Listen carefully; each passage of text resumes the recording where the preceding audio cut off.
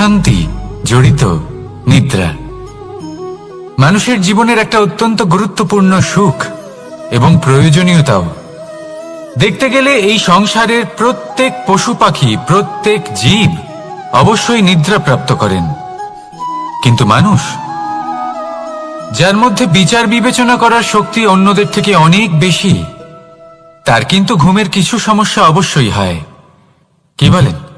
তাই তো। এবার এর কারণ কি? চিন্তা। এবার চিন্তা আমাদের সবার জীবনে আছে।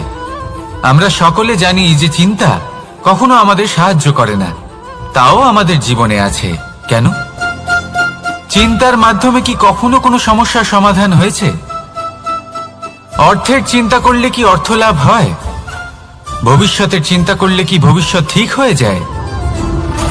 স্বাস্থ্যের চিন্তা করলে কি স্বাস্থ্য নিজে থেকেই ঠিক হয়? হয় না। তাহলে এই সব কিছু থেকে আমাদের একটা ছোট্ট শিক্ষা অবশ্যই লাভ করা উচিত। আপনিও আপনার কাঁধ থেকে চিন্তার এই বোঝা নামিয়ে ফেলুন। আর ইচ্ছে, এই সব ইচ্ছে একত্রিত হয়ে আমাদের মনে চিন্তা উৎপন্ন করে। তাই এই চিন্তাগুলিকে ত্যাগ করুন। প্রকৃতির প্রেমের উপর বিশ্বাস রাখুন। মনে রাখবেন, যিনি চিন্তা মুক্ত হবেন তিনি চিতা মুক্ত হবেন। সুখের নিদ্রা প্রাপ্ত করুন, আর নিদ্রায় যাবার আগে আমার সাথে ভালোবেসে বলুন, রাধা রাধা। মহাদেব, সেই দেবতা যিনি মহান, যাকে দেবতাদের দেবতা বলা হয়, যিনি হলেন আমার আরাধ্য। কখনো আপনার মনে এই প্রশ্ন এসেছে যে শিবকেই কেন মহাদেব বলা হয়, অন্য কোনো দেবতাকে কেন বলা হয় না? সেই কারণ মহাদেবের মধ্যে, ওনার মধ্যে এমন এক বিশেষ গুণ রয়েছে যা অন্য কারণ নেই। তা হলো নিঃস্বার্থ হয়ে মানুষের সেবা করা। যদি প্রয়োজন পড়ে, যদি সৃষ্টির পথে বিনাশের কালো মেঘ ছেয়ে থাকে, তখন নিজের প্রাণের চিন্তা না করে হলাহল পান করার জন্য প্রস্তুত থাকেন মহাদেব। আর এই অদ্বিতীয় ত্যাগের জন্যই শিবকে মহাদেব বলে ডাকা হয়। এবার যদি কোনো মানুষও নিঃস্বার্থ ভাবনার দ্বারা নিজেকে অর্পণ করে দেয় এই জগতের কল্যাণের জন্য, মানুষের সেবার জন্য, তাহলে তিনিও মহাপুরুষ, মহামানব হতে পারেন। যদি কেউ অভুক্ত থাকেন, তাহলে নিজের থালা থেকে অর্ধেক খাবার তাকে দিয়ে দিন। যদি কেউ অসুস্থ হন, তাহলে তাকে সেবা করার, চিকিৎসা করার চেষ্টা করুন। এই জীবন শুধু নিজের জন্য নয়, অন্যদের প্রতি, সমস্ত সংসারের প্রতি উৎসর্গ করুন। যদি এইসব মানুষ শিখে যান, তাহলে তিনি মহাদেবের পথে অগ্রসর হতে পারেন। যদি মানুষ নিঃস্বার্থ ভাবনার দ্বারা এই সংসারের সেবা করতে শিখে যান, তাহলে তিনি নিশ্চিত রূপে মহামানব অবশ্যই হতে পারবেন। আসুন আমার সাথে ভালোবেসে বলুন, রাধা রাধা। স্বর্ণ, হিরে, মুক্ত, মানিক, এই সব কিছুকে আগে পাথর বলা হতো। তাহলে এমন কি হলো যে এদের রত্ন বলা হয়? আর রত্ন তা বাস্তবে আসলে কি? এটা হলো সেই পাথর যাকে আগে আগুনের তাপ সহ্য করতে হয়েছে, পরখ করা হয়েছে, যাচাই করা হয়েছে, এদের কাটার চেষ্টা করা হয়েছে, কিন্তু তারা কখনোই নষ্ট হয়নি, বরং তারা আরো উদ্ভাসিত হয়েছে, আরো উজ্জ্বল হয়েছে, এই সংসারে আরো প্রকাশ ছড়িয়ে দিয়েছে। সেই জন্য এরা হলো এত অমূল্য, সেই জন্য এরা হলো বহুমূল্য, সেই জন্য এদের রত্ন বলা হয়। এবার মানুষের কাছেও এই নির্বাচনের অধিকার রয়েছে যে আমরা শুধু পাথর হয়ে থাকব নাকি রত্ন হয়ে থাকব। কিভাবে? আমাদের জীবনেও অনেক সমস্যা রয়েছে, বাধা আছে, বিপত্তি আছে। আমরা সেই বাধার তাপে উত্তপ্ত হই, এই সমস্যা আমাদের কাটার চেষ্টা করে। অনেক মানুষ বিভিন্ন পরিস্থিতি আমাদের ভাঙার চেষ্টা করে, কিন্তু আমাদের নষ্ট হলে চলবে না। যেভাবে এই রত্ন সমস্যার সম্মুখীন হয়ে পাথর থেকে রত্ন হয়েছে, সেইভাবেই আমাদেরও আমাদের সমস্যার সম্মুখীন হয়ে রত্ন হয়ে উঠতে হবে, এই সংসারে প্রকাশের স্রোত হয়ে উঠতে হবে। তাহলে এটাই করুন আর আমার সাথে ভালোবেসে বলুন, রাধা রাধা। সংসারে সব থেকে বড় শক্তি আসলে কি? কেউ বলবেন শারীরিক শক্তি, কেউ বলবেন অস্ত্রের শক্তি, কেউ বলবেন জ্ঞানের শক্তি। ঠিক আছে, কিন্তু যদি আমি বলি সংসারের সব থেকে বড় শক্তি হল শক্তি কোনো এক তথ্যের, আগে হ্যাঁ, তথ্য। এই তথ্য নিজেই কিন্তু খুব শক্তিশালী, অত্যন্ত শক্তিশালী অস্ত্র হলো এই তথ্য। আর সত্যি বলতে অনুচিত তথ্যের থেকে অনেক বেশি ঘাতক হলো অসম্পূর্ণ তথ্য। যেরকম আজ শাম্ব রুক্মির সাথে করেছে, ওকে অসম্পূর্ণ তথ্য দিয়েছে, তার ফলে বিনাশ হলো। যদি এইভাবেই আপনার কাছেও কোনো অসম্পূর্ণ তথ্য আসে, আর যদি আপনি তা পরখ না করে দেখেন, যাচাই না করে দেখেন, আর নিজের কর্ম করেন, তাহলে উত্থানের বদলে আপনি পতনের সম্মুখীন হবেন। বিকাশের বদলে আপনার বিনাশ হয়ে যাবে। মনে রাখবেন একটা অত্যন্ত গুরুত্বপূর্ণ কথা, সঠিক তথ্য পাওয়া সঠিক তথ্য দেওয়ার থেকে অনেক বেশি গুরুত্বপূর্ণ। আশা করি এই কথা আপনি বুঝেছেন।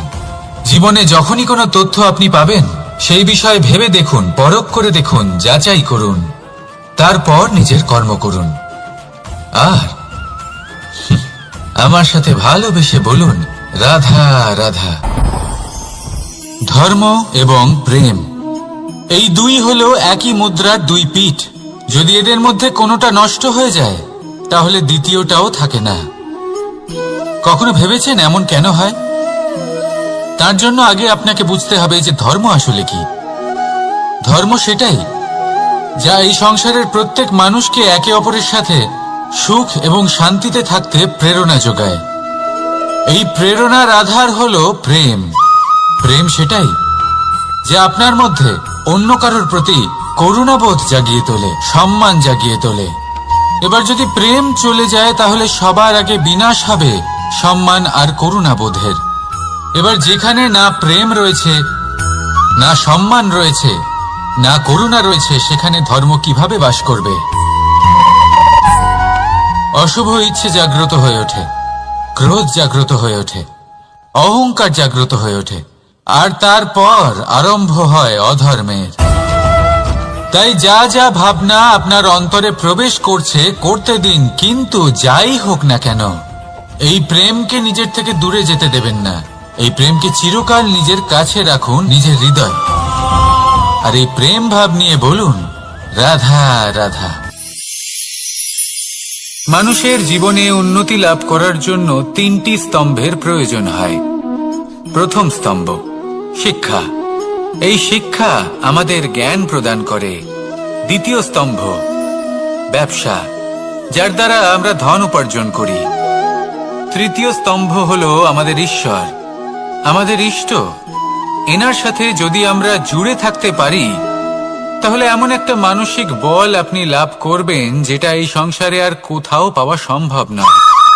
কিন্তু মানুষ অনেক সময় জীবনে এই তিনটি স্তম্ভ লাভ করা সত্ত্বেও সামনে অগ্রসর হতে পারেন না। তখনও জীবনে কঠিন পরিস্থিতি আসতেই থাকে। এমনটা ঠিক কেন হয়? কারণ সে জীবনে এই তিনটি স্তম্ভ লাভ করে নেয়, জীবনে প্রয়োগও করে, কিন্তু তার ভিতের কথা সে ভুলেই যায়। যেমন প্রথম স্তম্ভ অর্থাৎ শিক্ষা। এই শিক্ষার আধার হলো শুভ চেতনা। যদি অন্তরে শুভ চেতনা না থাকে, তাহলে এই শিক্ষার কোনো গুরুত্ব থাকে না। দ্বিতীয় স্তম্ভ ব্যবসা। পরিশ্রম করে উপার্জন করতে হবে, এই কথাটা আমরা সবাই জানি এবং সবাই চেষ্টাও করি। কিন্তু ব্যবসা করতে করতে আমরা এটা ভুলে যাই আমাদের ব্যবহার কেমন হয়ে পড়েছে। এই ব্যবহার যদি শুভ হয়, তাহলে আমাদের উপার্জন আস্তে আস্তে একটা স্থির জায়গায় এসে পৌঁছবে। এবং তৃতীয় স্তম্ভ আমাদের ভগবান। যদি ওনার শরণে আপনি যেতে চান, তাহলে তার পূর্বে নিজের মা বাবাকে সেবা করুন, তাদের যত্ন করুন, তাদেরকে ভালোবাসুন, কারণ ওনারাই হলেন এই সংসারে আপনার সব থেকে বড় ইষ্ট। তাহলে তিন স্তম্ভের সাথে সাথে তাদের আধারকেও নিজের জীবনে প্রাধান্য দিন। কোনো সমস্যা আসবে না, জীবনে একের পর এক উন্নতি করবেন এবং এই মন প্রসন্ন হয়ে বলবে, রাধা রাধা। সুখ, দুঃখ এবং শক্তি, এই তিন হলো এই সংসারের ত্রিদেবের মতো। আমাদের জীবনে যা কিছু ঘটছে এই তিনটির ভিত্তির উপরেই হচ্ছে। আসলে এই সংসারের একটা নিয়ম আছে, যখনই আপনি কিছু লাভ করেন এই সংসার আপনার পরীক্ষা নেয়। এটা জানার জন্য আপনার পরীক্ষা নেয় যে আপনি যা কিছুই লাভ করেছেন আপনি কি আদৌ সেটার যোগ্য কিনা। ঠিক সেইভাবেই এই সুখ, দুঃখ এবং শক্তি আপনার পরীক্ষা নিয়ে থাকে। যখন সুখ আসে তখন সে আপনার পরীক্ষা নেয় যে আপনার মধ্যে অহংবোধ জাগ্রত হয়নি তো। যদি অহংবোধ চলে আসে তাহলে সুখ সেখানেই সঙ্গ ত্যাগ করে। দুঃখ আপনার ধৈর্যের পরীক্ষা নিতে থাকে, আর যদি আপনার মধ্যে ধৈর্য না থাকে তাহলে এটা আপনাকে আরো বেশি দুঃখের গভীর অন্ধকারে ঠেলে দেবে। সেখানে শক্তি পরীক্ষা নেয় আপনার বিনম্রতার। যদি আপনি বিনম্র না হন তাহলে হয় এই শক্তি আপনার সঙ্গ ত্যাগ করবে, নয় এই শক্তি বিনম্রতার অভাবে আপনার পতনের কারণ হতে পারে। এই সংসারে যে কোনো ব্যক্তি যিনি এই পরীক্ষায় উত্তীর্ণ হয়ে থাকেন এই জীবনে তিনি সাফল্য লাভ করেন। আসুন আমার সাথে ভালোবেসে বলুন, রাধা রাধা। ভয়ের সাথে আমরা সবাই পরিচিত, কষ্ট আমরা সবাই পেয়েছি। কখনো কখনো আমরা অসুস্থ হয়ে পড়ি, আর এমন সময় হলে মাতার মমতা, কখনো বাবার স্নেহ, কখনো বন্ধুদের পাশে থাকার অনুভূতি আমাদের রোগ নিরাময়ে সাহায্য করে। কখনো যদি আমরা নিরাশ হয়ে পড়ি, তখন যদি আমাদের কোনো আপনজন আমাদের দুটো ভালো কথা বলে তখন আমাদের মনোবল বেড়ে যায়। ঠিক তেমন সংসারের এই রঙ্গমঞ্চে যদি আপনি পীড়িত অনুভব করেন, কিছু শুভ কথা আলোচনা করুন, কিছু স্তুতি গান করুন, কিছু মুহূর্তের জন্য হলেও নিজের ইষ্টদেবের কথা স্মরণ করুন আর প্রার্থনা করুন। সাহস বাড়বে, শক্তিও বৃদ্ধি পাবে এবং সামনে এগিয়ে চলার পথও দেখতে পাবেন। তখন এই মন প্রসন্ন হয়ে বলবে, রাধা রাধা। এই সংসারে কখনো কোনো ব্যক্তিকে তার বাইরের পোশাক দেখে বিচার করার চেষ্টা করবেন না, এটা খুব বড় ভুল করবেন। যেমন আমরা জীবনে অনেক সময় এমন করি, ধরুন কোথাও একটা গাছ দেখলাম, খুব বিশাল আকারের একটা গাছ যেটা মাটির থেকে অনেক উঁচুতে পৌঁছে গেছে, যার বিশাল শাখা আছে। সেগুলো দেখে আমরা ভাবি যে এই গাছে হয়তো কত সুস্বাদু ফল আছে, আমরা সেই গাছের পরিচর্যা করতে থাকি। আবার অন্যদিকে হলো একটি তৃণ যেটা মাটি থেকে কিছুটা উঁচুতে পৌঁছেছে, কিন্তু সেই তৃণর নিচে, মাটির নিচে অত্যন্ত সুস্বাদু ফল বা সবজি জন্ম নেয়, যা আমাদের স্বাস্থ্যের পক্ষে অত্যন্ত উপকারী। সেই জন্য কখনো আবরণ দেখে কাউকে বিচার করতে চেষ্টা করবেন না। তার বদলে এটা বোঝার চেষ্টা করুন যে আপনার সামনে যে ব্যক্তি আছে বা বস্তু আছে তার বিশেষত্ব কি। যদি এই বিশেষত্ব বোঝার ক্ষমতা আপনি অর্জন করেন, যদি এই শিল্প আপনি নিজের ভেতরে জাগ্রত করেন, তাহলে এই সংসারে বিশেষত্ব কি সেটা আপনি জানতে পারবেন। আর এই সমস্ত খেলা দৃষ্টি থেকে নয়, দৃষ্টিভঙ্গি থেকে জন্ম নেয়।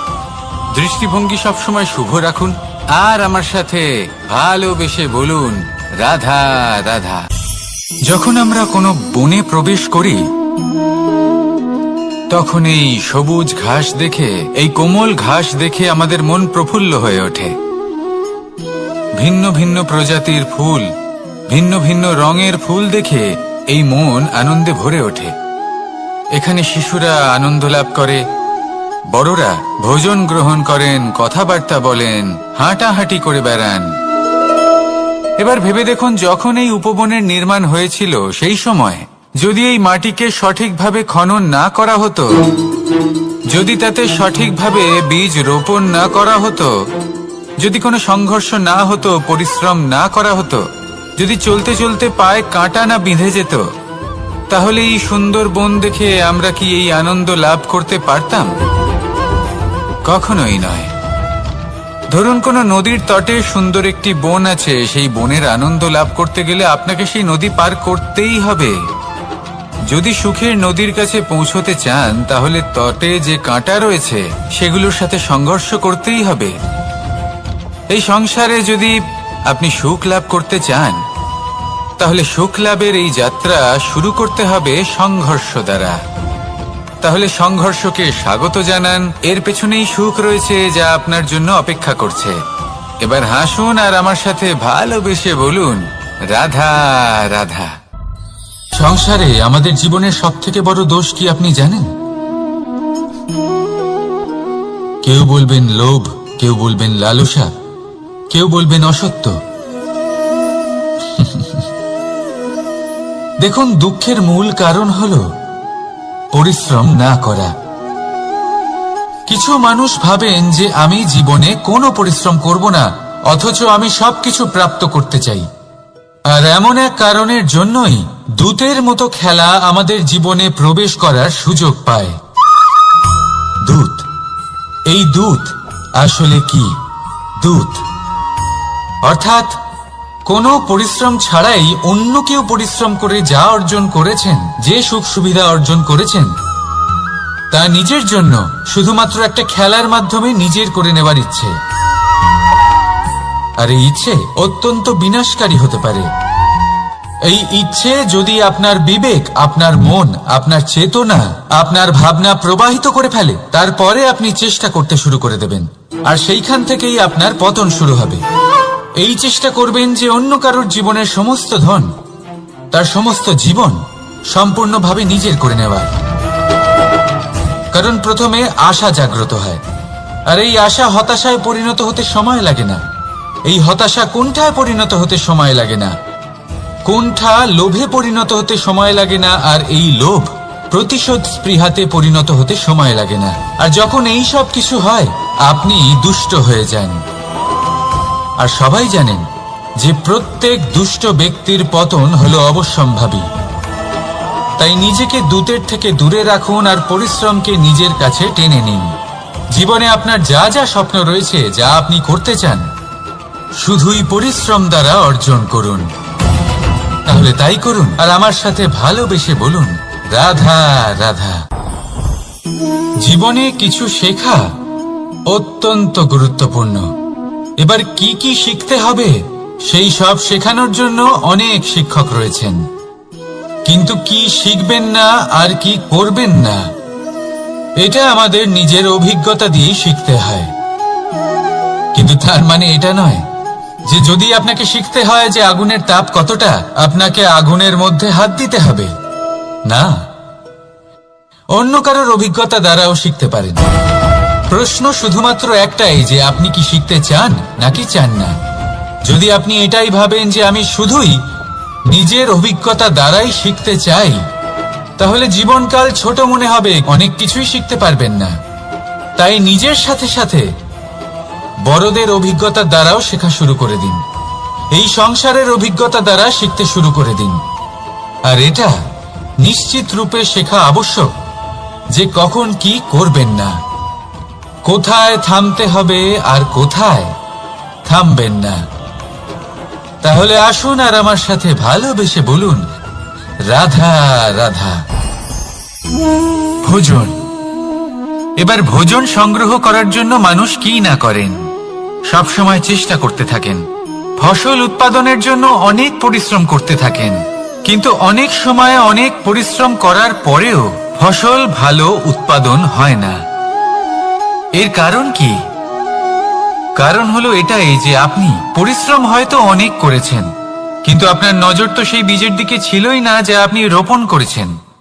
সেই জন্য সব সময় কোনো বীজ রোপণ করার আগে তাকে পরখ করে দেখুন, তা অত্যন্ত আবশ্যক।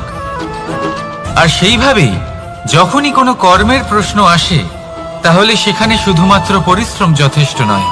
সেই কাজের প্রতি আপনার কর্তব্য কি, আপনার উদ্দেশ্য কি, সেটা জানা হলো অত্যন্ত গুরুত্বপূর্ণ। তাই কর্ম করুন, কিন্তু সেই কর্মের প্রতি আপনার যা উদ্দেশ্য তার মাহাত্ম্য বুঝতে চেষ্টা করুন। তাহলে আসুন আমার সাথে ভালোবেসে বলুন, রাধা রাধা। প্রশান্তি জড়িত নিদ্রা। মানুষের জীবনের একটা অত্যন্ত গুরুত্বপূর্ণ সুখ এবং প্রয়োজনীয়তাও। দেখতে গেলে এই সংসারের প্রত্যেক পশু পাখি, প্রত্যেক জীব অবশ্যই নিদ্রা প্রাপ্ত করেন, কিন্তু মানুষ, যার মধ্যে বিচার বিবেচনা করার শক্তি অন্যদের থেকে অনেক বেশি, তার কিন্তু ঘুমের কিছু সমস্যা অবশ্যই হয়। কি বলেন? তাই তো। এবার এর কারণ কি? চিন্তা। এবার চিন্তা আমাদের সবার জীবনে আছে। আমরা সকলে জানি যে চিন্তা কখনো আমাদের সাহায্য করে না, তাও আমাদের জীবনে আছে। কেন? চিন্তার মাধ্যমে কি কখনো কোনো সমস্যার সমাধান হয়েছে? অর্থের চিন্তা করলে কি অর্থ লাভ হয়? ভবিষ্যতের চিন্তা করলে কি ভবিষ্যৎ ঠিক হয়ে যায়? স্বাস্থ্যের চিন্তা করলে কি স্বাস্থ্য নিজে থেকেই ঠিক হয়? হয় না।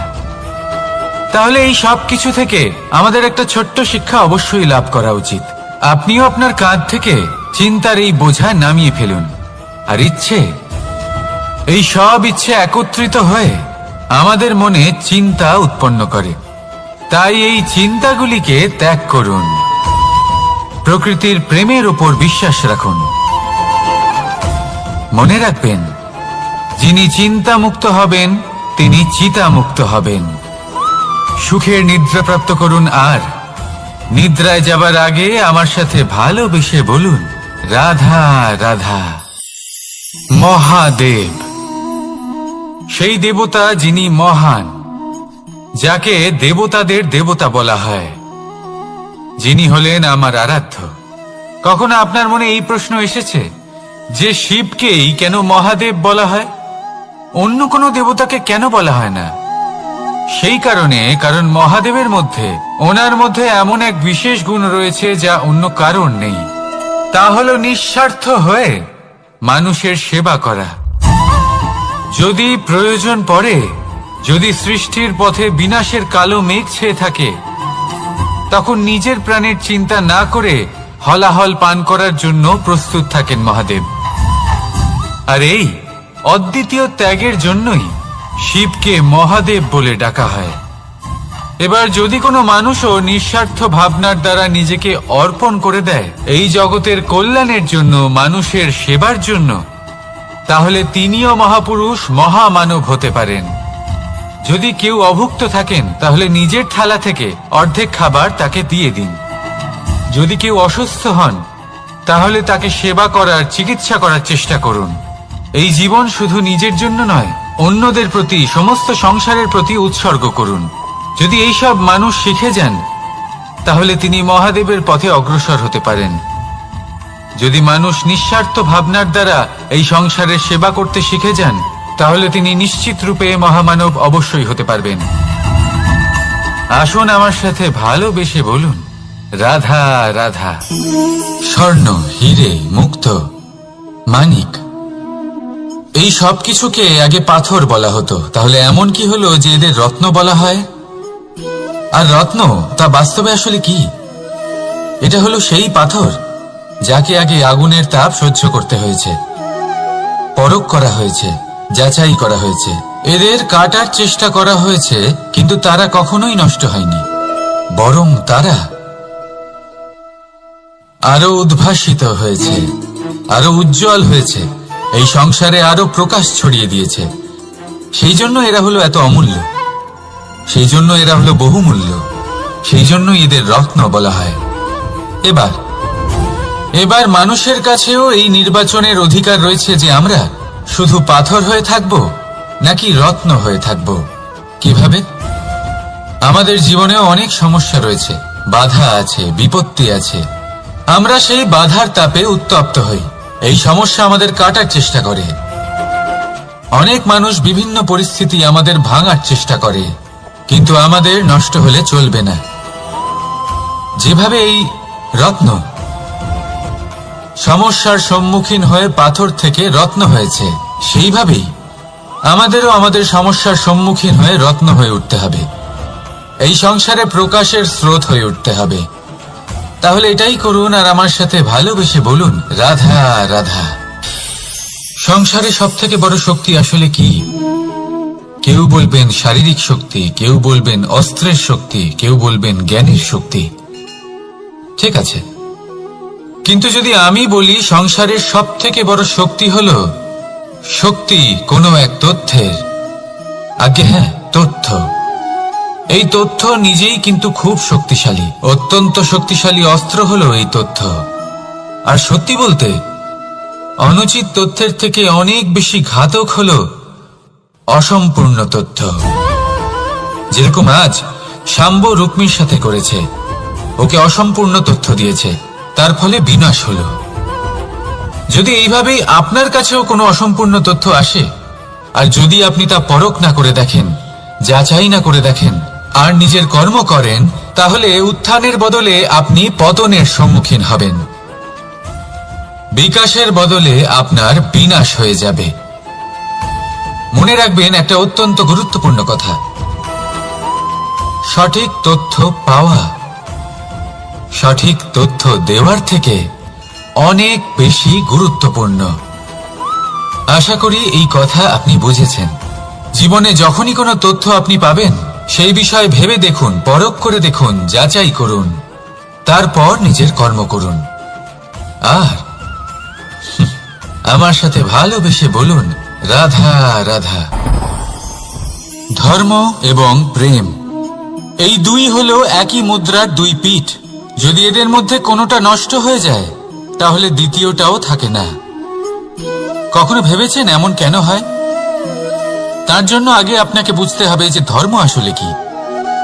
ধর্ম সেটাই যা এই সংসারের প্রত্যেক মানুষকে একে অপরের সাথে সুখ এবং শান্তিতে থাকতে প্রেরণা যোগায়।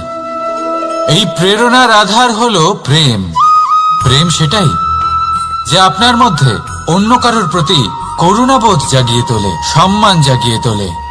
এবার যদি প্রেম চলে যায়, তাহলে সবার আগে বিনাশ হবে সম্মান আর করুণাবোধের। এবার যেখানে না প্রেম রয়েছে, না সম্মান রয়েছে, না করুণা রয়েছে, সেখানে ধর্ম কিভাবে বাস করবে?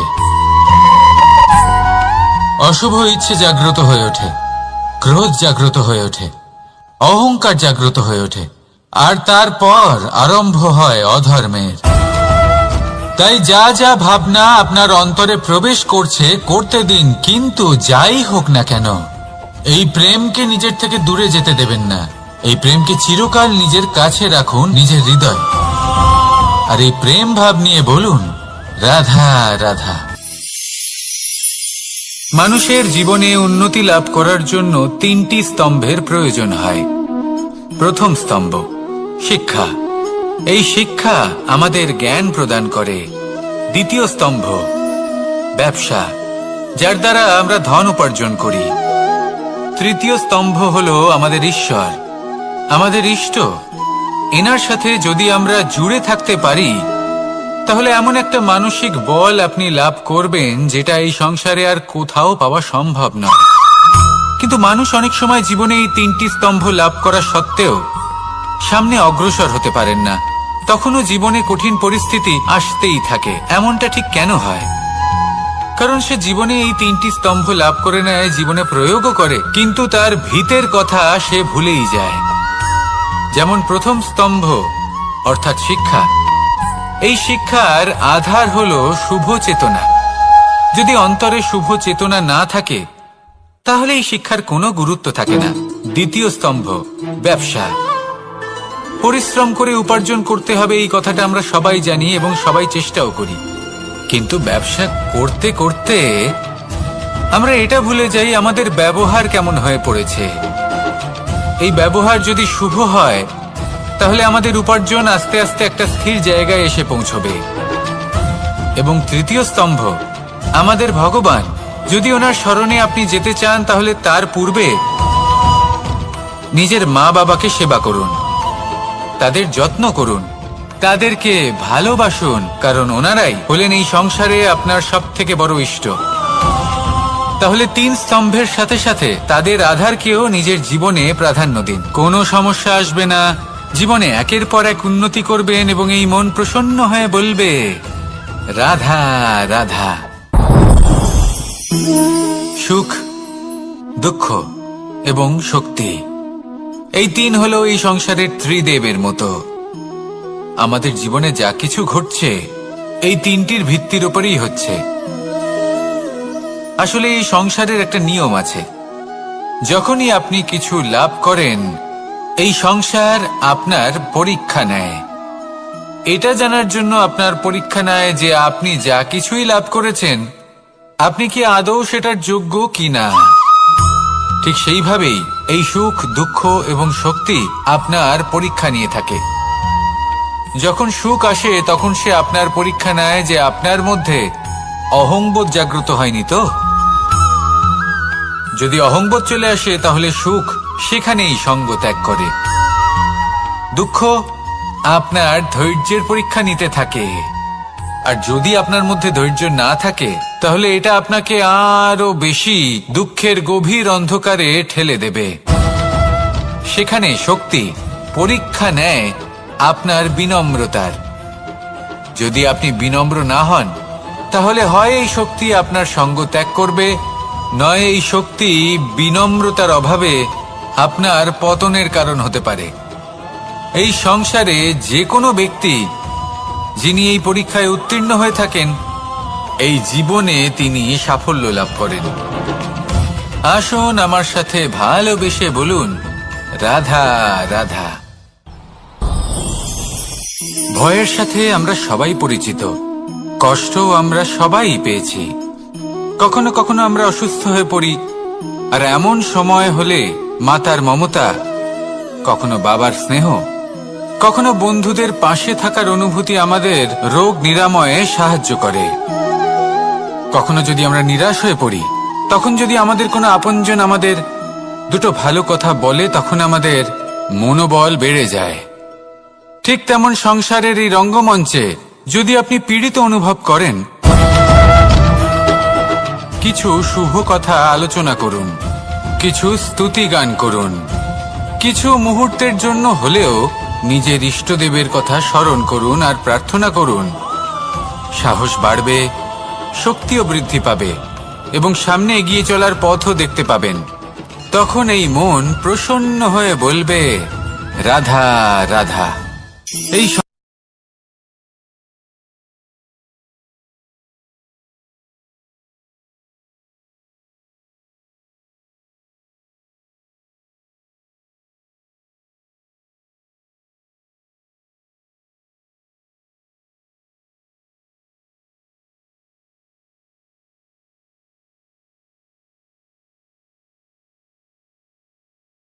সুস্বাদু ফল আছে, আমরা সেই গাছের পরিচর্যা করতে থাকি।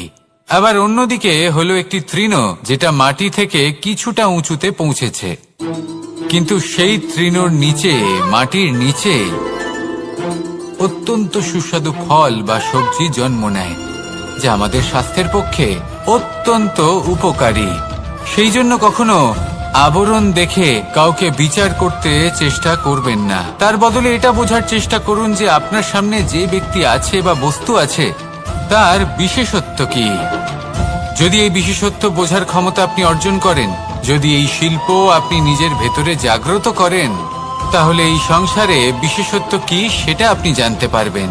আর এই সমস্ত খেলা দৃষ্টি থেকে নয়, দৃষ্টিভঙ্গি থেকে জন্ম নেয়। দৃষ্টিভঙ্গি সবসময় শুভ রাখুন আর আমার সাথে ভালোবেসে বলুন, রাধা রাধা। যখন আমরা কোনো বনে প্রবেশ করি তখন এই সবুজ ঘাস দেখে, এই কোমল ঘাস দেখে আমাদের মন প্রফুল্ল হয়ে ওঠে।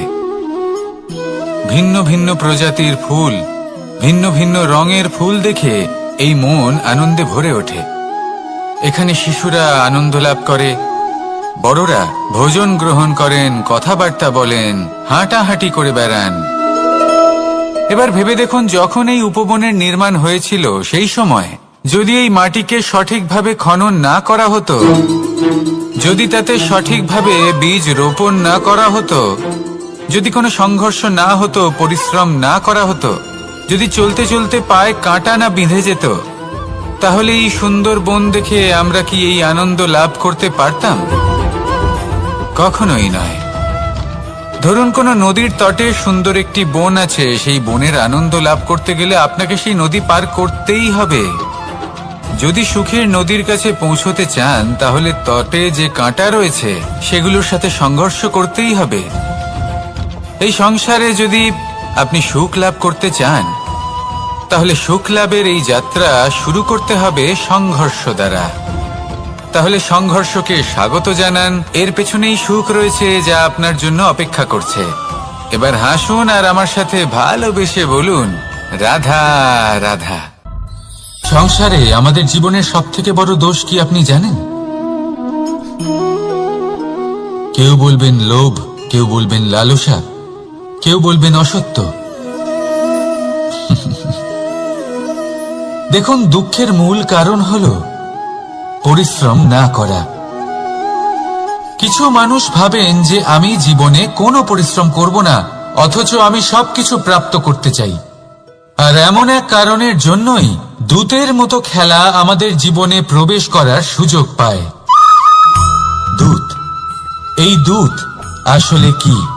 দূত অর্থাৎ কোনো পরিশ্রম ছাড়াই অন্য কেউ পরিশ্রম করে যা অর্জন করেছেন, যে সুখ সুবিধা অর্জন করেছেন, তা নিজের জন্য শুধুমাত্র একটা খেলার মাধ্যমে নিজের করে নেবার ইচ্ছে।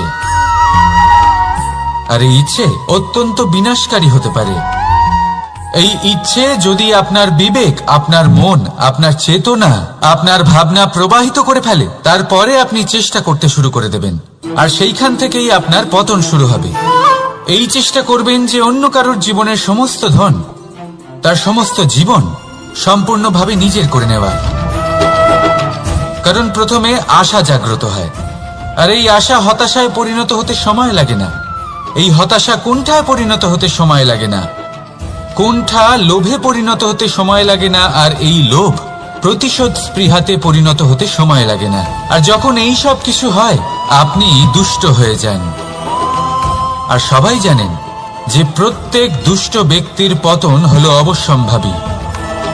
তাই নিজেকে দূতের থেকে দূরে রাখুন আর পরিশ্রমকে নিজের কাছে টেনে নিন। জীবনে আপনার যা যা স্বপ্ন রয়েছে, যা আপনি করতে চান, শুধুই পরিশ্রম দ্বারা অর্জন করুন। তাহলে তাই করুন আর আমার সাথে ভালোবেসে বলুন, রাধা রাধা। জীবনে কিছু শেখা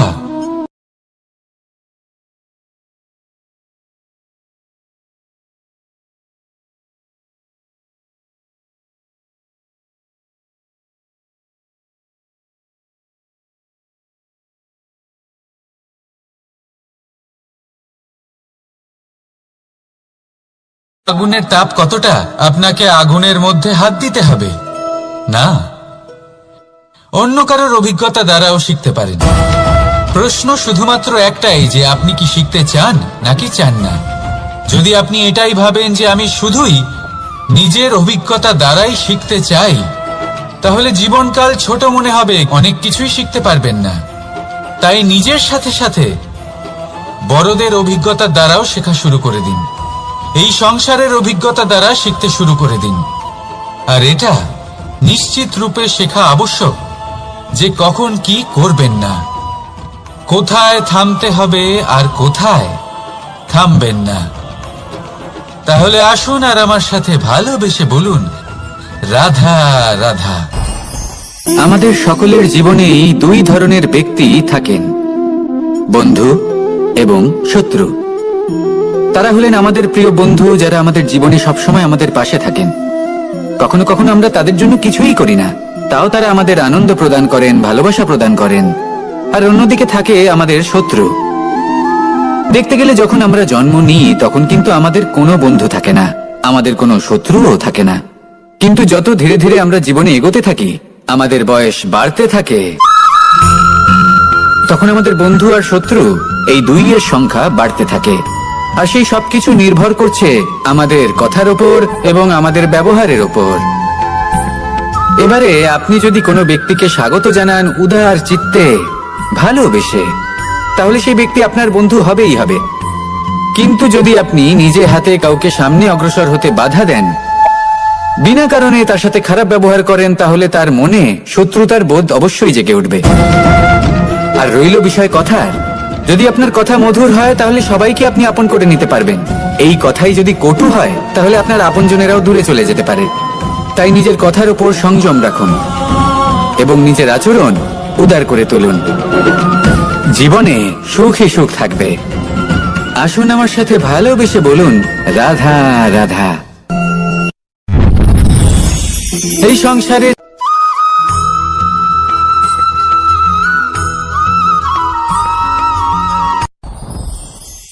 সাথী। সাথী এই শব্দটির ব্যাখ্যা কে কিভাবে করে? মিত্র, সখা, বন্ধু। কিন্তু অর্থ একটাই, তিনি যিনি আপনার সঙ্গী হন আর তিনি যার সাথী আপনি হন। এবার সব থেকে বড় প্রশ্ন হলো এটাই যে তিনি কে হতে পারেন যাকে আপনি আপনার সাথী বলে মেনে নিতে পারেন, নিজের সখা, নিজের মিত্র, নিজের বন্ধু মেনে নিতে পারেন। আপনার সাথী হলেন তিনি যিনি দুঃখের সময় আপনার পাশে থাকবেন, আপনার হাত ধরে থাকবেন। আপনার সাথী হলেন তিনি যার হাত আপনি নিজের সুখের দিনে ধরে থাকবেন। সেই সাথীরই হাত ধরুন যিনি দুঃখে সবসময় আপনাকে সাহায্য করার জন্য তৎপর হয়ে থাকেন, আপনার পাশে থাকেন, আর যাকে সুখের দিনে আপনি আপনার সাথে রাখতে পারেন। আর যখন আপনার সাথে আপনার এই সাথী থাকবে তখন আপনি এটা বুঝবেন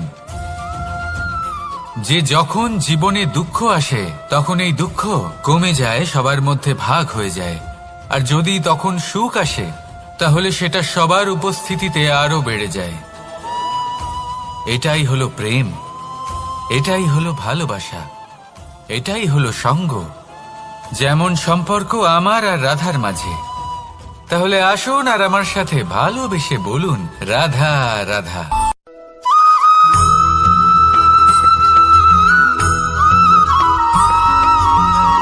জীবন কিসের উপর নির্ভরশীল? ধনের ওপর, বৈভবের অনুভব যদি আপনি করতে চান তাহলে তা পাবেন শুধু একতার দ্বারা, সংগঠনের দ্বারা। যদি আপনাকে উদাহরণ দিই, নিজের এই হাতটাকে দেখুন, 5টা আঙুল রয়েছে। কোনো একটা বস্তুকে নিজের একটা আঙুল দ্বারা তুলে ধরার চেষ্টা করে দেখুন, বড়ই কষ্ট হবে। তখন আপনি বুঝতে পারবেন যখন এই 5টি আঙুল একত্রিত হয় তখন কোনো কাজ কতটা সহজ হতে পারে। এটাই হলো শক্তি, একতার। সব থেকে ভালো উদাহরণ যদি আপনাকে দিই তাহলে বাঁশি। এই বাঁশি থেকে অত্যন্ত মধুর সুর নির্গত হয় যা সবার মন প্রসন্ন করে দেয়। এই কথা সত্যি।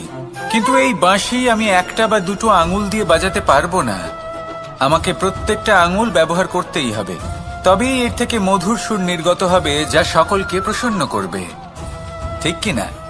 ঠিক এইভাবেই যদি আপনি চান যে আপনার জীবনরূপী বাঁশি থেকেও মধুর সুর নির্গত হোক বা সবার মনকে প্রসন্ন করে তুলুক, তাহলে আপনাকেও জীবনে একতা নিয়ে আসতেই হবে। আপনি একাও কর্ম করতে পারেন, পথ চলতেও পারেন, সামনেও এগোতে পারেন, সাফল্যও লাভ করতে পারেন। কিন্তু যখন সকলে একসাথে এগোবেন, সেই পথে চলবেন, সেই কর্মই করবেন, তখন লক্ষ্যে অবশ্যই পৌঁছবেন, সাফল্য অবশ্যই লাভ করবেন। কিন্তু সেই সাফল্য এবং তার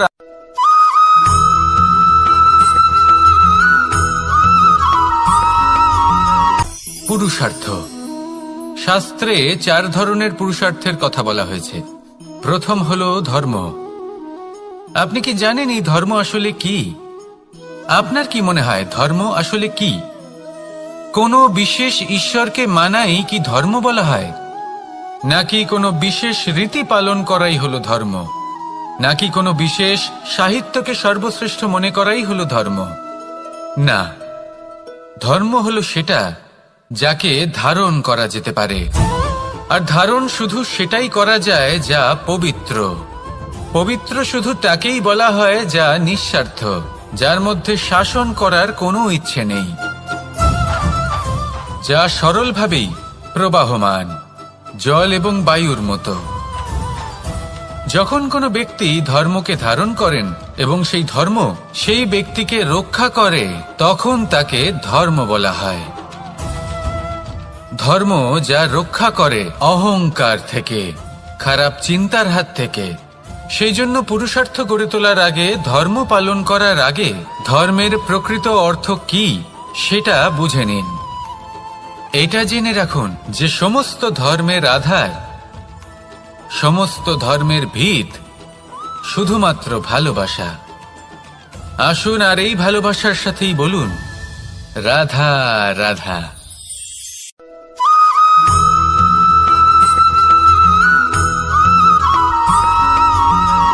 কেউ বলে জীবন খুব ক্ষণস্থায়ী, কেউ বলে জীবন হলো একটা সুন্দর স্বপ্নের মতো, আবার কেউ বলবে জীবন হলো এক কঠোর সত্য। কিন্তু জীবন আসলে কি? জীবন হলো আপনারই প্রতিবিম্ব, একটা দর্পণ। অর্থাৎ আপনি জীবনকে সেইভাবেই পাবেন যেরকম আপনি নিজেকে প্রতিপন্ন করবেন। যদি আপনি দর্পণের দিকে তাকিয়ে হাসেন, তাহলে আপনি সামনে হাসি মুখী দেখতে পাবেন। এবার যদি আপনি গম্ভীর হয়ে থাকেন, তাহলে আপনি একজন রুষ্ট ব্যক্তি দেখতে পাবেন। শেষে সবথেকে বেশি গুরুত্বপূর্ণ হলো আপনার চেষ্টা। আপনাকে সবসময় চেষ্টা করতে হবে যাতে আপনি নিজেকে প্রসন্ন এবং ইতিবাচক মনোভাবে রাখেন। এটা হলো আপনারই উত্তরদায়িত্ব, তাকে পালন করুন। এই মনকে প্রসন্ন রাখুন, এই সংসারকে সুন্দর বলে মনে হবে। আর এই মন প্রসন্ন হয়ে বলবে, রাধা রাধা।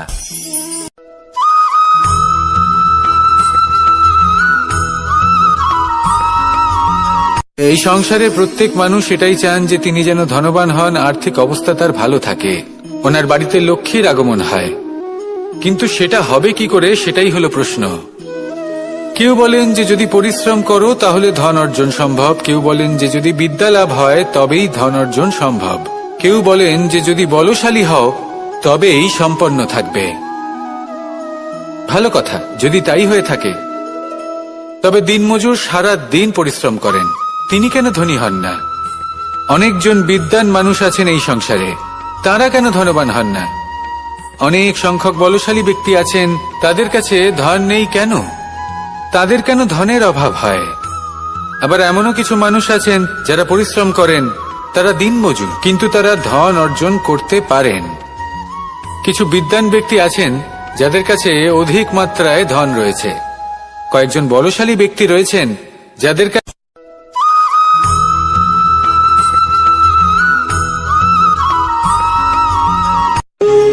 যখন মানুষের মৃত্যু হয় তখন কি হয়? অনেক সংখ্যক মানুষ শোক পালন করতে চলে আসেন। যে ব্যক্তি মৃত্যু লাভ করেছেন তার অনেক বস্তু থাকে যেগুলো তার প্রিয়, যেগুলো তিনি ব্যবহার করেছেন। তার শয্যা, তার বস্ত্র, তার আভূষণ সবকিছু তার থেকে বিচ্ছিন্ন করা হয় এবং খালি হাতে তাকে শ্মশানের উদ্দেশ্যে রওনা করা হয়। আমি আপনাকে এই প্রশ্ন করতে চাই, আপনি এই সংসারে কি অর্জন করেছেন? ধন, সম্পত্তি, বস্ত্র, আভূষণ, এই সবকিছু যে আপনি অর্জন করেছেন, আপনার মৃত্যুর পরে তা আপনার থেকে দূর হয়ে যাবে। এর উত্তর হলো একটাই, আপনার কর্ম। শুধু সেটাই আছে যা একান্ত আপনার, আর শুধু সেটাই এই সংসার থেকে চলে যাওয়ার পরেও সংসারেই জীবিত থাকবে।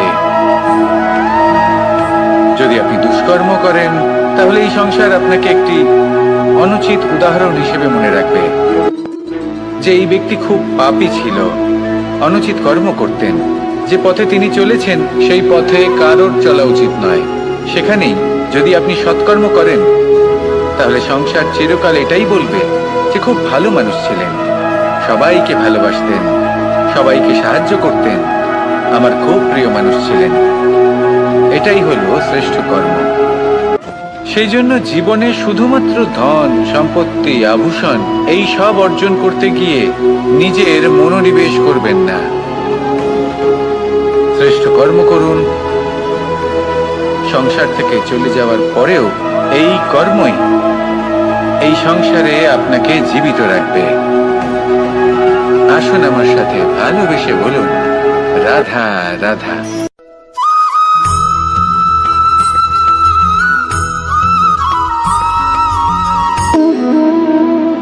সম্পর্ক হলো আমাদের জীবনের একটি আধার। কিছু সম্পর্ক এমন যা আমরা জন্মসূত্রে লাভ করি, যেমন পরিবার, মা, বাবা। কিছু সম্পর্ক আছে যা আমরা জীবনে অর্জন করে থাকি, তা সে প্রেমের হোক, স্নেহের হোক বা বন্ধুত্বের। এই সকল সম্পর্ক লাভ করার বা গড়ে তোলার 5টি ধাপ রয়েছে। প্রথম ধাপ, কোনো ব্যক্তির সাথে আলাপ হওয়া, তার সাথে কথা বলা বা তাকে দেখা। দ্বিতীয় ধাপ, সে ব্যক্তিকে আমাদের ভালো লাগা। তৃতীয় ধাপ,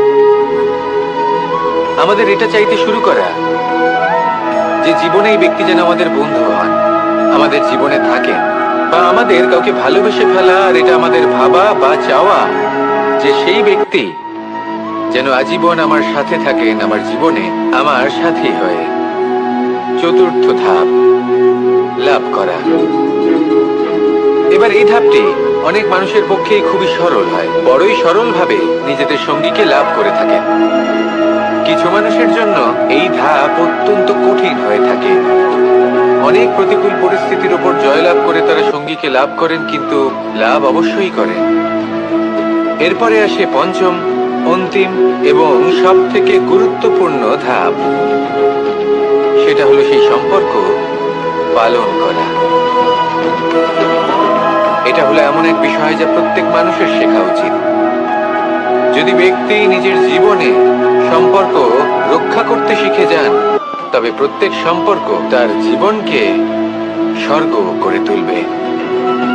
আসুন আর আমার সাথে ভালোবেসে বলুন, রাধা রাধা।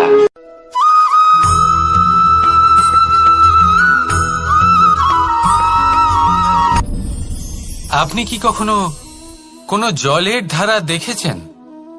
তার সামনে যতই মাটি থাকুক না কেন, যতই কাদা থাকুক না কেন, যখন এই জলের ধারা বইতে আরম্ভ করে দেয়, তাহলে নিজের মনের, নিজের ভাবনার, নিজের জীবনের যত অনাবশ্যক তত্ত্ব আছে, অনুপযোগী অংশ রয়েছে, অর্থাৎ অপরিষ্কার অংশ রয়েছে, তা নিজে থেকেই নির্মল হয়ে উঠবে। আর যেরকম জলের ধারা কখনো থেমে থাকে না, সব সময় বয়ে চলে, সেইভাবে আপনিও কখনোই থামবেন না। সবসময় বয়ে চলুন, এগোতে থাকুন। পথে যদি অনেক বিপদ আসে, সমস্যা আসে, থামবেন না, তার উপর নিরন্তর প্রহার করুন, নিরন্তর প্রয়াস করুন আর অগ্রসর হন। আপনি ভেবে দেখুন, এই জলের ধারা কখনো থেমে থাকে না, সবসময় বয়ে চলে, বিপদের সম্মুখীন হয়ে তাকে সাথে বয়ে নিয়ে চলে। সেই জন্য জলের ধারা, প্রবাহমান এই ধারা, এর থেকে কখনো দুর্গন্ধ আসে না, এতে কখনো ময়লা জমতে পারে না, বরং পালিত হয় সুন্দর প্রাণবন্ত জীবজন্তু, যেমন সুন্দর ছোট মাছ। তাই আপনিও এটাই করুন, কখনো থামবেন না, শুধু চলতে থাকুন, জলের ধারার মতো বইতে থাকুন। আপনি আপনার লক্ষ্য অবশ্যই খুঁজে পাবেন, আর তার সাথে নিজের অন্তরের যে মালিন্য রয়েছে তা আপনি নিজেই নিজের থেকে দূরে করে দেবেন। তাহলে আসুন আর আমার সাথে ভালোবেসে বলুন, রাধা রাধা।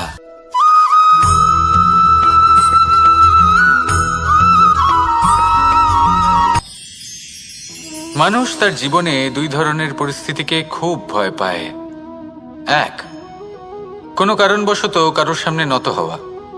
দুই, কোনো কারণে নিজের চরিত্র থেকে, নিজের মূল্যবোধ থেকে বিচ্যুত হওয়া। এবার কেন হয় এরকম যে কথায় কথায় কারোর সামনে নত হতে হয়? কেন বারংবার নিজের চরিত্র থেকে চ্যুত হতে হয়? এরকম কেন হয়? এটা তখনই হয় যখন আমাদের শিক্ষা এবং মূল্যবোধের অভাব থাকে। যদি মানুষের মধ্যে প্রকৃত শিক্ষা থাকে, তাহলে এই সংসারে কোনো সময় এবং কারোর সামনেই নত হওয়ার কোনো প্রয়োজন নেই। যদি মানুষের মধ্যে মূল্যবোধ থাকে, তাহলে তাকে নিজের মূল্যবোধ বা চরিত্র থেকে বিচ্যুত হতে হয় না, তা সে যাই হয়ে যাক না কেন। কোনো বালককে যদি জন্ম থেকেই সুশিক্ষার অধিকারী করা হয়, শিক্ষিত করা হয়, মূল্যবোধের অধিকারী করা হয়, তবে সে এই সংসারে এমন কর্ম করবে যাতে সে নিজেকে, নিজের পরিবারকে, সমগ্র সমাজকে গর্বিত করতে পারে। শিক্ষা লাভ করুন, মূল্যবোধ লাভ করুন এবং আমার সাথে ভালোবেসে বলুন, রাধা রাধা।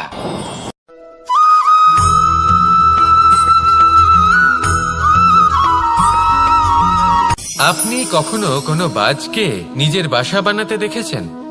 এই বাজ যখনই কোনো বাসা বানায়, তখন উঁচু গাছের ডালে বা কোনো পর্বতের শিখরে বাসা বানায়, অনেক উচ্চতায়, আর সেখানে তার সন্তানও জন্মগ্রহণ করে।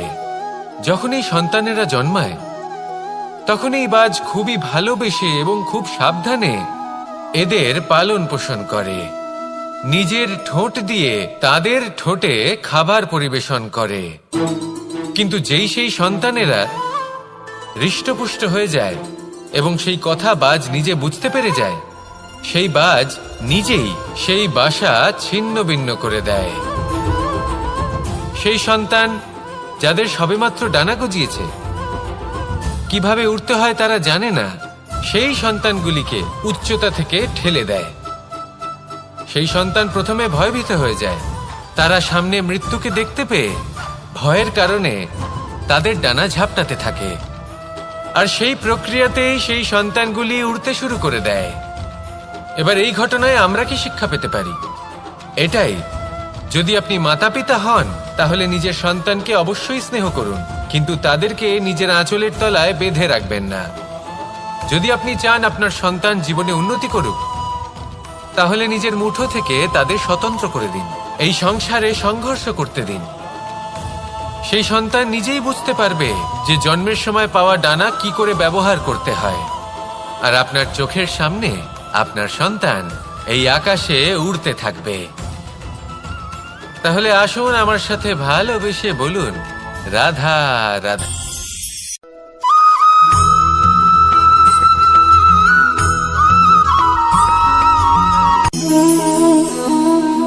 নিয়তি। রাধা আমাকে বলে, কৃষ্ণ, যদি তুমি জানো যে নিয়তিতে কি আছে, তাহলে তাকে বদলে দাও না কেন? মহাদেব আমাকে বলেন যে শ্রীকৃষ্ণ, যদি আপনি এটা জানেন যে সাম্বের নিয়তি এটাই, তাহলে আপনি তাকে বদলানোর চেষ্টা কেন করেন? কেন? কারণ আমি একজন পিতা, আর পিতার কর্তব্য এটাই, তিনি যেন সম্ভাব্য সব চেষ্টা করেন নিজের সন্তানের মঙ্গলের জন্য। নিয়তি আমি জানি, কিন্তু এটাও আমি জানি যে কর্মের থেকে বড় আর কোনো নিয়তি হতে পারে না। অভিজ্ঞতাও রয়েছে যে কর্মের হাতে নিয়তির এই চক্র বদলে যেতে পারে। তাই জীবনে যদি আপনার কখনো এমন মনে হয় যে এটা তো অসম্ভব, তখনও চেষ্টা করা কখনোই ছাড়বেন না। কে বলতে পারে আপনারই কর্মের কোনো এক বীজ হয়তো নিয়তির চাকায় আটকে গেল, আর নিয়তিকে নিজের পথ পাল্টাতে হলো, ঠিক কিনা? সেই জন্য নিয়তিকে ভাগ্য মেনে নিয়ে চুপ করে বসে থাকবেন না। নিজের নিয়তি স্বয়ং নিজের কর্মের দ্বারা নির্ধারিত করুন, কারণ আপনার এই কর্মের ওপরেই আপনার অধিকার রয়েছে, আর এই অধিকারকে নিয়তি অনেক সময় সম্মানও করে। তাহলে আসুন আর আমার সাথে ভালোবেসে বলুন, রাধা রাধা।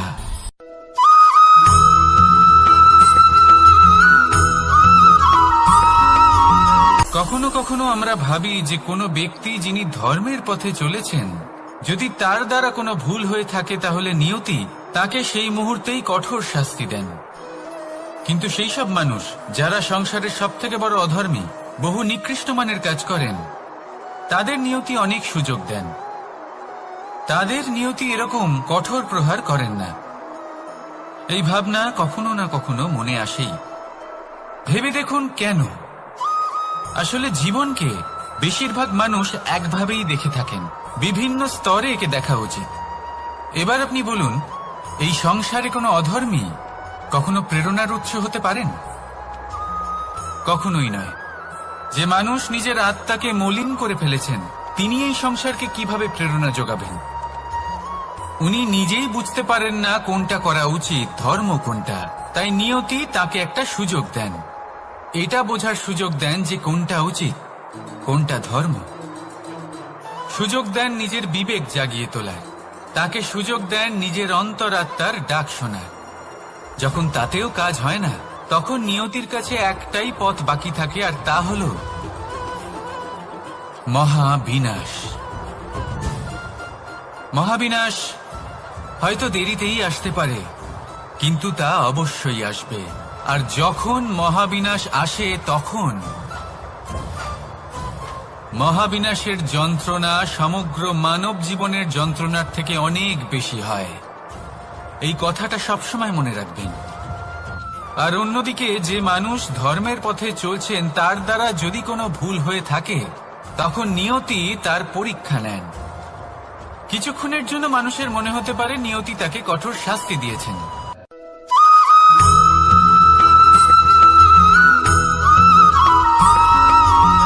এই সংসারে কখনো কোনো ব্যক্তিকে তার বাইরের পোশাক দেখে বিচার করার চেষ্টা করবেন না। এটা খুব বড় ভুল করবেন। যেমন আমরা জীবনে অনেক সময় এমন করি, ধরুন কোথাও একটা গাছ দেখলাম, খুব বিশাল আকারের একটা গাছ, যেটা মাটির থেকে অনেক উঁচুতে পৌঁছে গেছে, যার বিশাল শাখা আছে। সেগুলো দেখে আমরা ভাবি যে এই গাছে হয়তো কত সুস্বাদু ফল আছে। আমরা সেই গাছের পরিচর্যা করতে থাকি।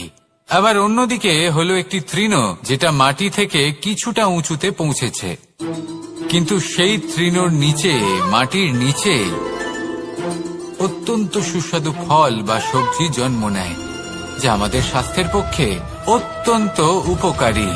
সেই জন্য কখনো আবরণ দেখে কাউকে বিচার করতে চেষ্টা করবেন না। তার বদলে এটা বোঝার চেষ্টা করুন যে আপনার সামনে যে ব্যক্তি আছে বা বস্তু আছে তার বিশেষত্ব কি। যদি এই বিশেষত্ব বোঝার ক্ষমতা আপনি অর্জন করেন, যদি এই শিল্প আপনি নিজের ভেতরে জাগ্রত করেন, তাহলে এই সংসারে বিশেষত্ব কি সেটা আপনি জানতে পারবেন। আর এই সমস্ত খেলা দৃষ্টি থেকে নয়, দৃষ্টিভঙ্গি থেকে জন্ম নেয়। দৃষ্টিভঙ্গি সবসময় শুভ রাখুন, আর আমার সাথে ভালোবেসে বলুন, রাধা রাধা।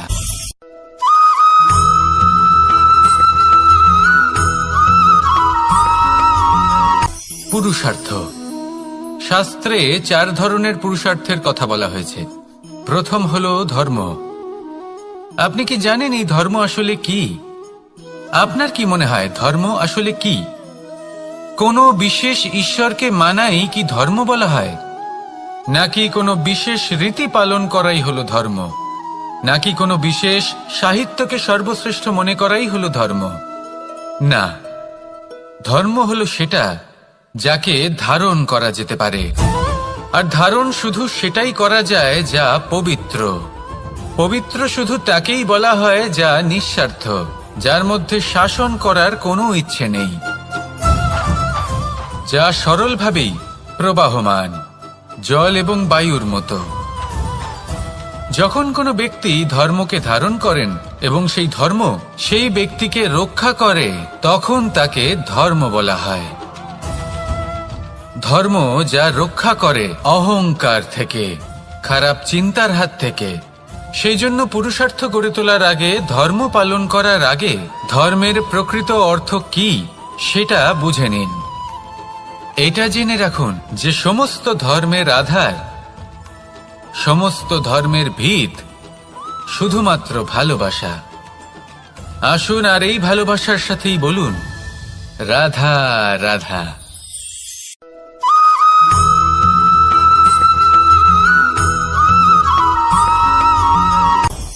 আপনি কখনো পর্বতের শিখরে উঠেছেন? আপনি দেখতে পাবেন পর্বতের পদতলে প্রচুর সুন্দর ফুল রয়েছে, সবুজ বনানী রয়েছে। যত আপনি ওপরে উঠতে থাকবেন তত ফুল কমতে থাকবে, সবুজ বনানী কমতে থাকবে। আরো কিছুটা ওপরে উঠলে কাঁটা জাতীয় গাছ দেখতে পাবেন, শুকনো গাছ দেখতে পাবেন। আরো যদি ওপরে ওঠেন তাহলে পাষাণ দেখতে পাবেন। আরো ওপরে উঠলে হিমখণ্ড দেখতে পাবেন। এই যে পর্বত, তা মনুষ্য জীবনের সবথেকে উত্তম উদাহরণ। মানুষ যখন সাফল্যের শিখরে পৌঁছতে চান, মহানুভবতার শিখরে পৌঁছতে চান, পথে যত আস্তে আস্তে উপরে উঠতে থাকেন, ততই ভৌতিক বস্তু তার থেকে বিচ্ছিন্ন হতে থাকে। যদি তিনি সেই ভৌতিক বস্তুগুলি ত্যাগ না করতে পারেন, তাহলে কখনোই সেই স্থানে পৌঁছতে পারবেন না। আর মানুষ যদি উচিত ত্যাগ করতে পারেন, পথে অগ্রসর হতে থাকেন, এগোতে থাকেন, তাহলে একদিন না একদিন তিনি মহানুভবতার, জ্ঞানের, সাফল্যের হিমের স্বাদ অবশ্যই লাভ করবেন। মনে রাখবেন, মানব জীবনে ত্যাগ হলো অত্যন্ত গুরুত্বপূর্ণ অংশ। আসুন আমার সাথে ভালোবেসে বলুন, রাধা রাধা।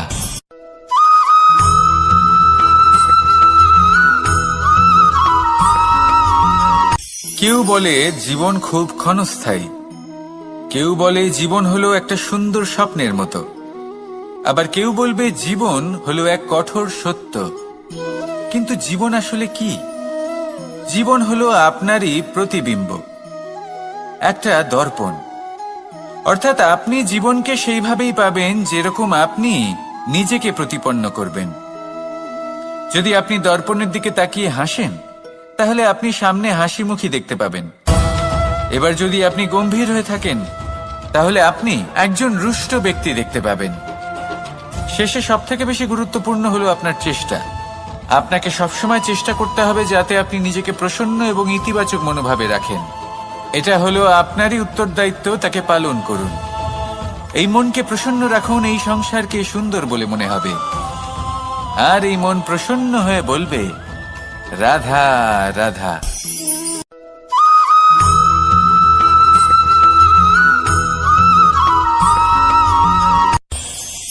এই সংসারে আমরা প্রকাশ কোথা থেকে পাই? এর উত্তর বড়ই সরল। ভোরে যখন সূর্যোদয় হয়, তখন প্রকাশের কিরণ আমাদের ঘরে এসে পৌঁছয়। এইভাবেই আমরা প্রকাশ লাভ করি। এবার এই প্রকাশের আলোতেই আমরা সারাদিনের কাজ সম্পন্ন করি। সন্ধে হয়ে যায়, সূর্যাস্তও হয়ে যায়। আর আমাদের ঘর যাতে অন্ধকার না হয়, তার জন্য আমরা একটা প্রদীপ প্রজ্বলিত করি। এটাই ঘটে আমাদের জীবনেও। এবার প্রবাহমান আয়ুর সাথে আমরা আমাদের অন্তরে যদি একটা প্রদীপ প্রজ্বলিত করে নিই, তাহলে বিষয়টাই অন্যরকম হবে। এবার আপনি বলবেন, কোন প্রকাশের কথা বলছি যা আমাদের অন্তরে জাগ্রত করা সম্ভব? আমাদের আত্মার মাঝে প্রেমের প্রকাশ জাগ্রত করার কথা বলছি। কারণ আমাদের এই জীবন, এও হলো দিনের আলোর মতো। আজ প্রকাশ আছে, কিন্তু কোনোদিন অবশ্যই অস্ত হবে। কিন্তু অস্ত হবার আগে যদি আমরা আমাদের আত্মার মাঝে প্রেমের এই প্রকাশ উজ্জ্বলিত করে নিই, তাহলে আমাদের সন্ধ্যাকালও আমরা আনন্দে এবং প্রেমে যাপন করব। তাহলে আসুন আর আমার সাথে ভালোবেসে বলুন, রাধা রাধা।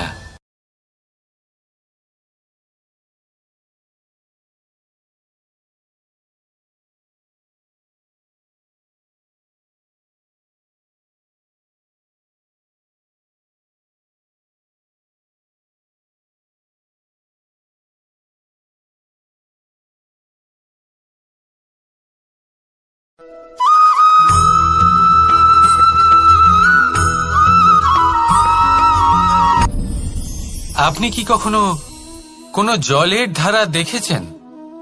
তার সামনে যতই মাটি থাকুক না কেন, যতই কাদা থাকুক না কেন, যখন এই জলের ধারা বইতে আরম্ভ করে দেয়, তাহলে নিজের মনের, নিজের ভাবনার, নিজের জীবনের যত অনাবশ্যক তত্ত্ব আছে, অনুপযোগী অংশ রয়েছে, অর্থাৎ অপরিষ্কার অংশ রয়েছে, তা নিজে থেকেই নির্মল হয়ে উঠবে। আর যেরকম জলের ধারা কখনো থেমে থাকে না, সব সময় বয়ে চলে, সেইভাবে আপনিও কখনোই থামবেন না। সবসময় বয়ে চলুন, এগোতে থাকুন। পথে যদি অনেক বিপদ আসে, সমস্যা আসে, থামবেন না। তার উপর নিরন্তর প্রহার করুন, নিরন্তর প্রয়াস করুন, আর অগ্রসর হন। আপনি ভেবে দেখুন, এই জলের ধারা কখনো থেমে থাকে না, সবসময় বয়ে চলে। বিপদের সম্মুখীন হয়ে তাকে সাথে বয়ে নিয়ে চলে। সেই জন্য জলের ধারা, প্রবাহমান এই ধারা, এর থেকে কখনো দুর্গন্ধ আসে না, এতে কখনো ময়লা জমতে পারে না, বরং পালিত হয় সুন্দর প্রাণবন্ত জীবজন্তু, যেমন সুন্দর ছোট মাছ। তাই আপনিও এটাই করুন, কখনো থামবেন না, শুধু চলতে থাকুন, জলের ধারার মতো বইতে থাকুন। আপনি আপনার লক্ষ্য অবশ্যই খুঁজে পাবেন, আর তার সাথে নিজের অন্তরের যে মালিন্য রয়েছে, তা আপনি নিজেই নিজের থেকে দূরে করে দেবেন। তাহলে আসুন আর আমার সাথে ভালোবেসে বলুন, রাধা রাধা।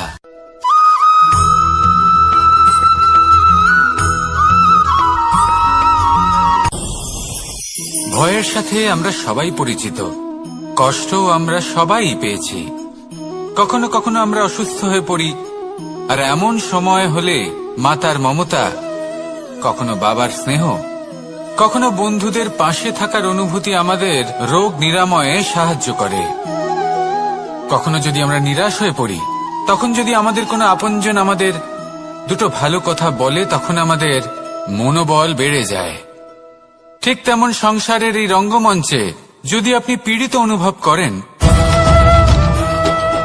কিছু শুভ কথা আলোচনা করুন, কিছু স্তুতি গান করুন, কিছু মুহূর্তের জন্য হলেও নিজের ইষ্টদেবের কথা স্মরণ করুন আর প্রার্থনা করুন। সাহস বাড়বে, শক্তিও বৃদ্ধি পাবে এবং সামনে এগিয়ে চলার পথও দেখতে পাবেন। তখন এই মন প্রসন্ন হয়ে বলবে, রাধা রাধা।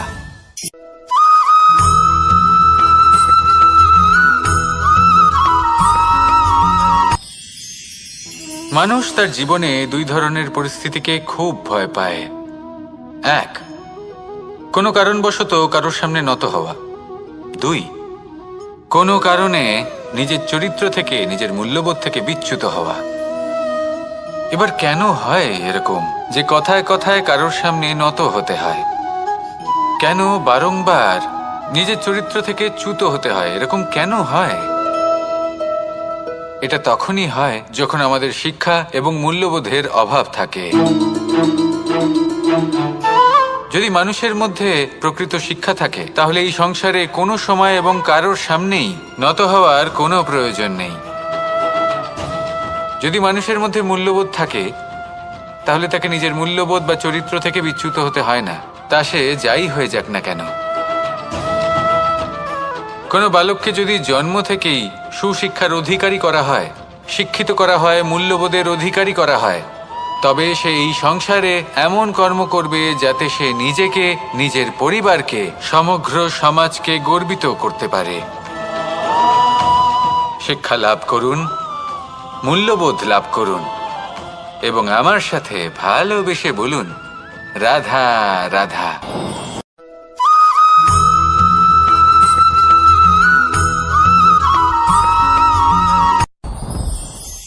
সাথী। সাথী এই শব্দটির ব্যাখ্যা কে কিভাবে করে? মিত্র, সখা, বন্ধু। কিন্তু অর্থ একটাই, তিনি যিনি আপনার সঙ্গী হন আর তিনি যার সাথী আপনি হন। এবার সব থেকে বড় প্রশ্ন হলো এটাই যে তিনি কে হতে পারেন যাকে আপনি আপনার সাথী বলে মেনে নিতে পারেন, নিজের সখা, নিজের মিত্র, নিজের বন্ধু মেনে নিতে পারেন। আপনার সাথী হলেন তিনি যিনি দুঃখের সময় আপনার পাশে থাকবেন, আপনার হাত ধরে থাকবেন। আপনার সাথী হলেন তিনি যার হাত আপনি নিজের সুখের দিনে ধরে থাকবেন। সেই সাথীরই হাত ধরুন যিনি দুঃখে সবসময় আপনাকে সাহায্য করার জন্য তৎপর হয়ে থাকেন, আপনার পাশে থাকেন, আর যাকে সুখের দিনে আপনি আপনার সাথে রাখতে পারেন। আর যখন আপনার সাথে আপনার এই সাথী থাকবে, তখন আপনি এটা বুঝবেন যে যখন জীবনে দুঃখ আসে, তখন এই দুঃখ কমে যায়, সবার মধ্যে ভাগ হয়ে যায়। আর যদি তখন সুখ আসে, তাহলে সেটা সবার উপস্থিতিতে আরো বেড়ে যায়। এটাই হলো প্রেম, এটাই হলো ভালোবাসা, এটাই হলো সঙ্গ। যেমন সম্পর্ক আমার আর রাধার মাঝে। তাহলে আসুন আর আমার সাথে ভালোবেসে বলুন, রাধা রাধা।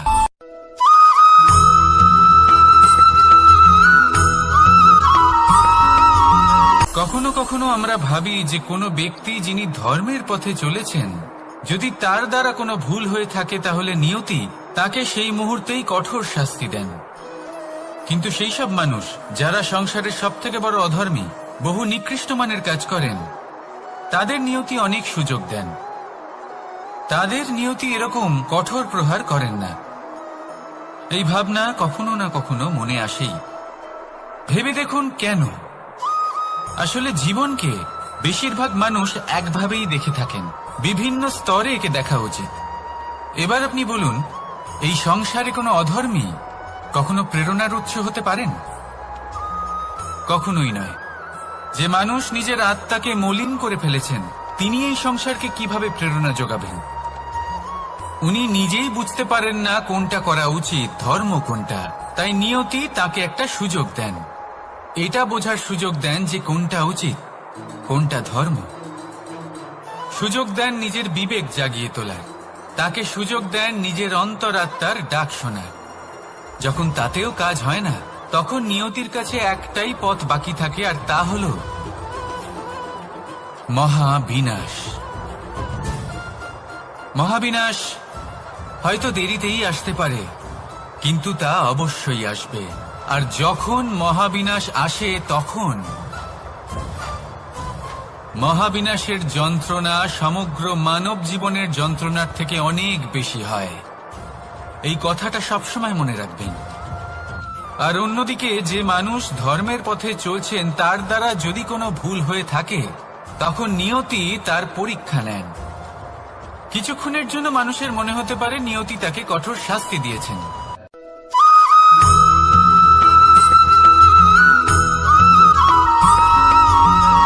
মানুষের মানসিকতা এমন হয় যে সে যতটা করে আশা করে যে তার থেকে অনেক বেশি তার বদলে সে পাবে।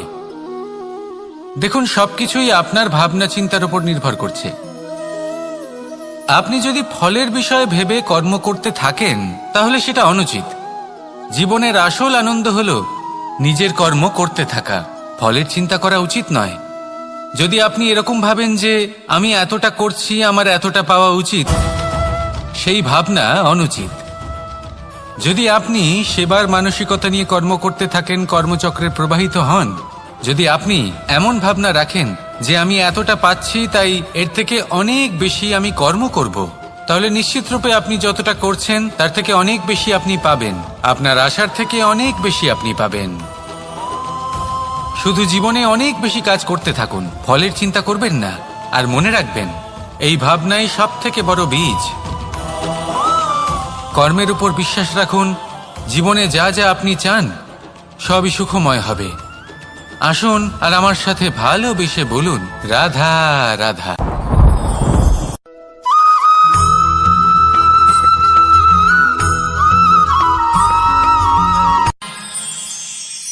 আমরা সবাই সূর্যকে সম্মান কেন করি? কারণ আমরা জানি যে সন্ধেবেলা যখন সূর্যাস্ত হবে তখন শুধুমাত্র অন্ধকার বাকি থাকবে। ঠিক কিছুটা এরকমই হয় আমাদের মাতা পিতাও, যিনি আমাদের জন্ম দেন, আমাদের ভরণ পোষণ করেন, আমাদের বড় করেন, আমাদের প্রেম প্রদান করেন।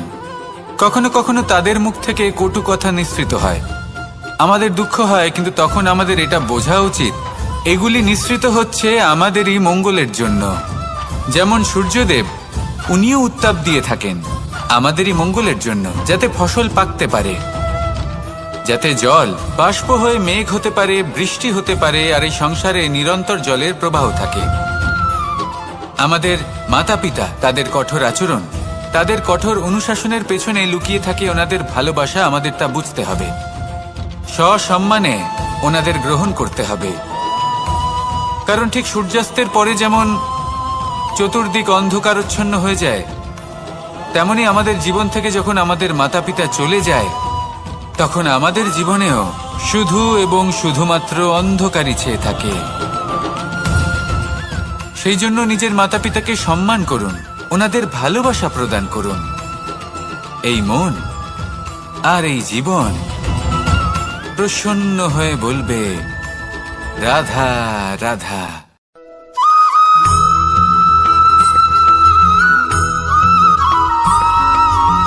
এই সংসারে কখনো কোনো ব্যক্তিকে তার বাইরের পোশাক দেখে বিচার করার চেষ্টা করবেন না, এটা খুব বড় ভুল করবেন।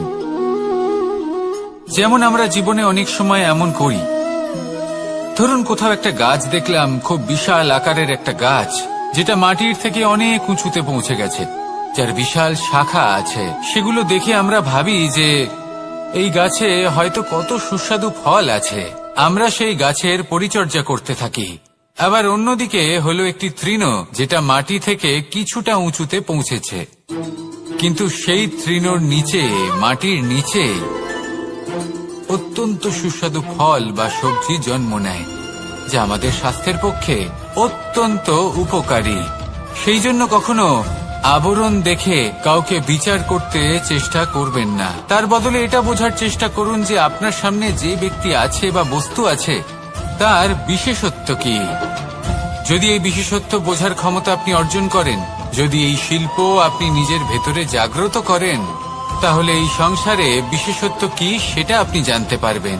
আর এই সমস্ত খেলা দৃষ্টি থেকে নয়, দৃষ্টিভঙ্গি থেকে জন্ম নেয়।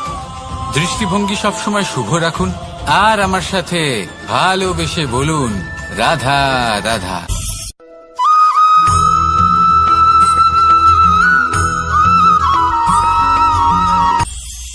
এটা হলো ধান গাছ। এর থেকে যে চাল উৎপন্ন হয় তা মানুষ গ্রহণ করেন। আর এটা কি?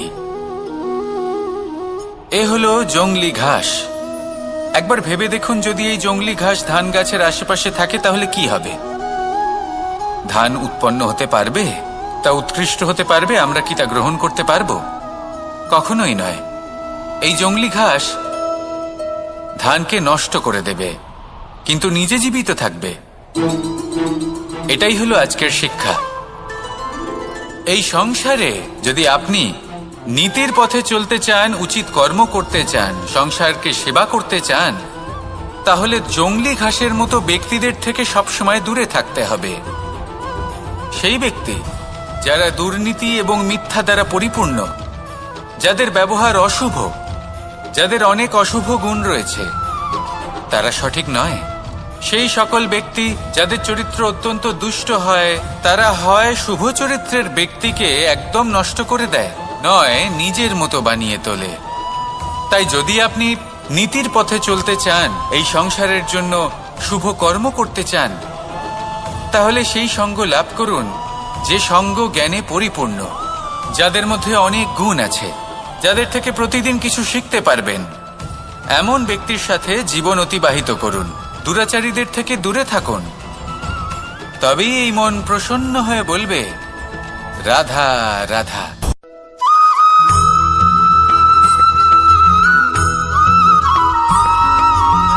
পঞ্চতত্ত্বের মধ্যে দ্বিতীয় তত্ত্ব হল ধরণী, ভূমি, যাকে আমরা ধরণী মাতা বলি।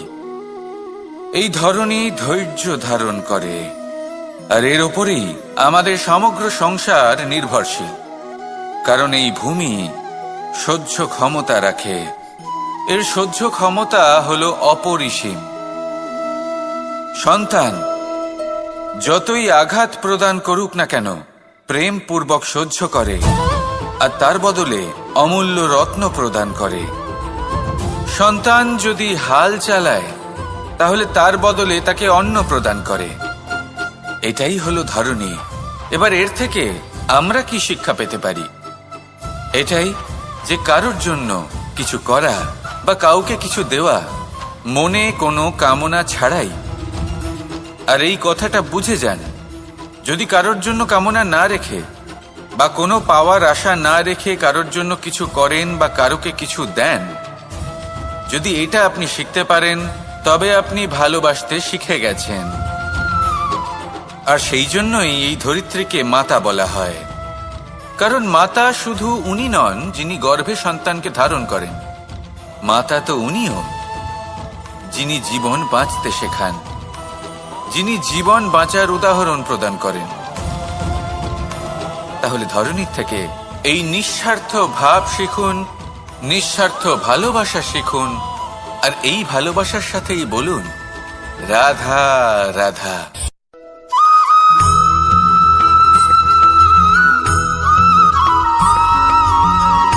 কথায় আছে, অন্ধকারে প্রদীপ প্রজ্বলিত করলে চতুর্দিক আলোকিত হয়।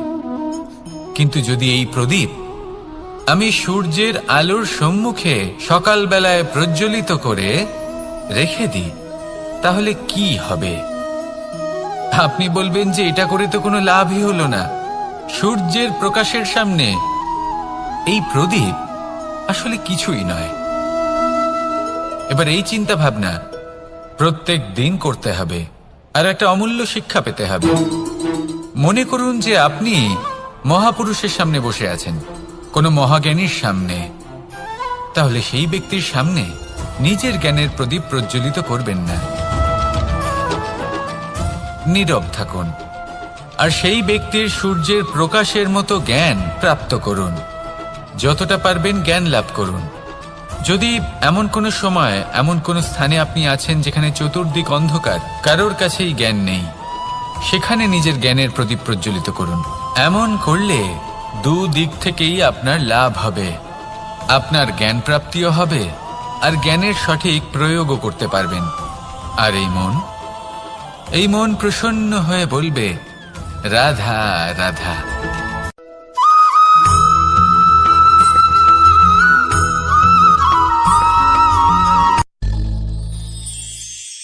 শিশিরের বিন্দু পাতার ওপর পড়ে আর তার গায়ে লেগে থাকে।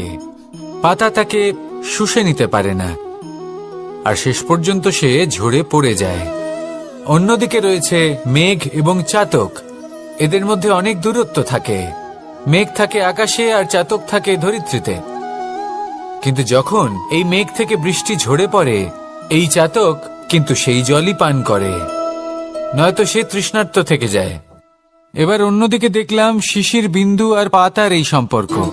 এরা খুব কাছাকাছি থাকে, ঘনিষ্ঠও থাকে।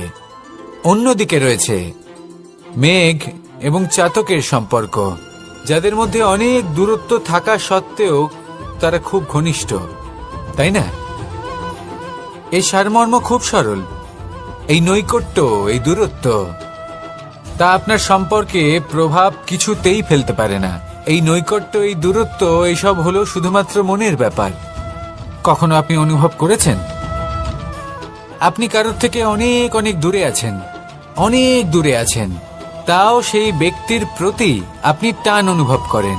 সেখানে আপনি কারোর সাথে প্রত্যেক দিন অতিবাহিত করেন, সমস্ত জীবন অতিবাহিত করেন, সব থেকে বেশি সময় তার সাথে অতিবাহিত করেন, তাও তার প্রতি সেই টান অনুভব করেন না। এই সংকেত হলো মনের দূরত্বের। তাহলে মনের এই দূরত্ব দূর করুন আর আমার সাথে।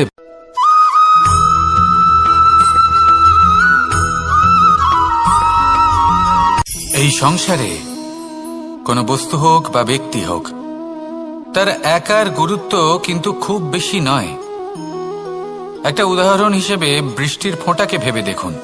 যদি একটি বৃষ্টির ফোঁটা হয় তাহলে তার খুব বেশি গুরুত্ব থাকে না, কিন্তু যখন সহস্র বৃষ্টির ফোঁটা মেঘের মধ্যে দিয়ে ঝরে পড়ে, তখন সেটা বর্ষার রূপ ধারণ করে। সেই বর্ষা যা এই প্রকৃতিকে শান্ত করে। সেইভাবেই পাথরের ছোট টুকরো, তার খুব বেশি গুরুত্ব থাকে না, কিন্তু যখন অসংখ্য পাথরের টুকরো একত্রিত হয় তখন তা পর্বতের আকার ধারণ করে। সেইভাবেই কিছু মানুষ যখন একত্রিত হন তখন তৈরি হয় পরিবার। কিছু পরিবার যখন একত্রিত হয় তখন তৈরি হয় সমাজ। যখন অনেক সংখ্যক সমাজ একত্রিত হয় তখন তৈরি হয় রাজ্য। এবার এই রাজ্যের সব থেকে গুরুত্বপূর্ণ ব্যক্তি হতে পারেন রাজা, কিন্তু তাও সেই রাজা একা কিছু করতে পারেন না। যুদ্ধ লড়ার সময় তারও নিজের সৈন্যদলকে প্রয়োজন পড়ে। কিন্তু এই সংসারে এমন একজন ব্যক্তি আছেন যিনি একাই সব কাজ করতে থাকেন, এবং সেই ব্যক্তি হলেন মা। আমাদের জীবনে একজন পিতার ভূমিকা কিন্তু নিঃসন্দেহে অমূল্য, কিন্তু আমাদের সকলের জীবনে যে ভূমিকা একজন মায়ের তা অন্য কারোর থাকে না। একজন মা একাই সন্তানকে বড় করতে পারেন, সংস্কারী করে তুলতে পারেন, তার জন্য পরিশ্রম করেন। আর এত কিছু কাজ করার পরেও তার কাজের জন্য তিনি প্রশংসা অবশ্য পান না। উল্টে যদি সেই সন্তান অনুচিত পথে চালিত হয়, অনুচিত কর্ম করে, তখন সেই মাকেই অপবাদের পাত্র হয়ে উঠতে হয়। আমাদের জীবনে মায়ের যোগদান কতটা সেটা বুঝুন। আপনাকে বড় করে তোলার জন্য উনি কতটা পরিশ্রম করেছেন সেটা বুঝুন। আজ থেকে, এখন থেকে, এই মুহূর্ত থেকে মাকে সম্মান করতে শিখুন। যখন সময় পাবেন, যখন সুযোগ হবে, তখন তার প্রশংসা করুন, ওনারও ভালো লাগবে। আর মায়ের এই মমতার জন্য, তার এই ভূমিকার জন্য আসুন সবাই মিলে আমরা তাকে প্রণাম করি, আর সকলে মিলে ভালোবেসে বলি, রাধা রাধা।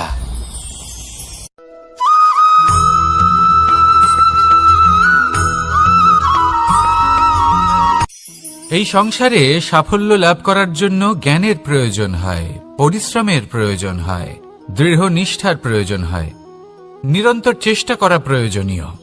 কিন্তু আরো কিছু আছে যা অত্যন্ত প্রয়োজনীয় এবং গুরুত্বপূর্ণ। তা হলো ভালো বন্ধু, তাদের থাকা অত্যন্ত প্রয়োজনীয়। যদি ভালো বন্ধু থাকে তাহলে সময় এলে তারা ঢাল হয়ে আপনাকে সুরক্ষা করবেন। সময় এলে অস্ত্রের মতো শত্রুকে সংহারও করবেন। যদি তিনি জ্ঞানী হন, তাদের মধ্যে সদ্গুণ থাকে, তাহলে এই সব গুণ আপনার মধ্যেও প্রবেশ করবে। তাহলে সাফল্যের জন্য ভালো বন্ধু পাওয়া অত্যন্ত প্রয়োজনীয়। কিন্তু শুধু বন্ধু কেন, ভালো শত্রুও থাকা প্রয়োজনীয়। এবার আপনি ভাববেন, আমি কি বললাম? যদি আপনার জীবনেও ভালো অর্থাৎ শক্তিশালী শত্রু থাকে, তাহলে আপনিও শক্তিশালী হতে থাকবেন। এই শত্রু আপনাকে প্রেরিত করবে আরো বেশি শক্তিশালী হয়ে ওঠার। কখনো কোনো হরিণকে দেখুন, তীব্র গতিতে দৌড়তে থাকে। কেন তীব্র গতিতে দৌড়য়? এই কারণে নয় যে কোথাও তার জন্য মধুর ঘাস অপেক্ষা করে রয়েছে, না। সে এই কারণে তীব্র গতিতে দৌড়য় কারণ সেটা না করলে তার পেছনে একটি সিংহ আছে যে ওকে নিজের ভোজন করে ফেলবে। তাই জীবনে বিপদ, সংকট, এই সবকিছুও হলো অত্যন্ত গুরুত্বপূর্ণ। তার সম্মুখীন হতে শিখুন আর আমার সাথে ভালোবেসে বলুন, রাধা রাধা।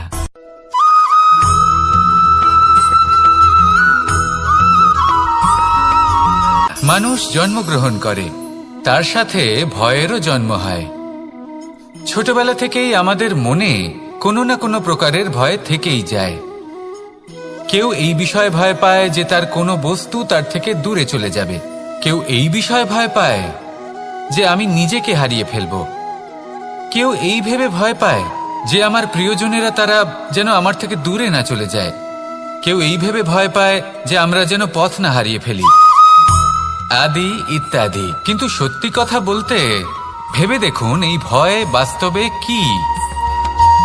শুধুই একটা মনস্থিতি, আর কিছুই নয়। যা কিছু আপনি জীবনে পেয়েছেন তা একদিন আপনাকে হারাতে হবে।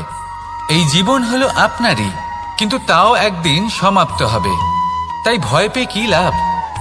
এই ভয় শুধু আপনাকে জীবন যাপন করা থেকে বাধা দিচ্ছে, আর কিচ্ছু নয়। পথ হারিয়ে ফেললেই বুঝতে পারবেন যে নতুন পথ কিভাবে বানাতে হয়। কিছু মানুষকে জীবন থেকে হারালে তবেই আপনি বুঝবেন যে আপনার আপনজনকে। এই ভয়ের কারণে ভীত হয়ে থাকবেন না। এই তারা নক্ষত্র অন্ধকারের অভাবে গুরুত্ব হারায়। শিবকেও মহাদেব হওয়ার জন্য বিষ পান করতে হয়েছিল। প্রত্যেক পরিস্থিতি, প্রত্যেক সাফল্য আপনার পরীক্ষা নেবে। তাতে উত্তীর্ণ হওয়া হলো আপনার কর্ম। যখনই আপনি ভয় পাবেন বা সংকটের সম্মুখীন হবেন, তখন সাহসের সাথে তার সম্মুখীন হন। মনে রাখবেন, যে সম্মুখীন হতে জানে সাফল্য তার সাথে সবসময় থাকে। আসুন আর আমার সাথে ভালোবেসে বলুন, রাধা রাধা।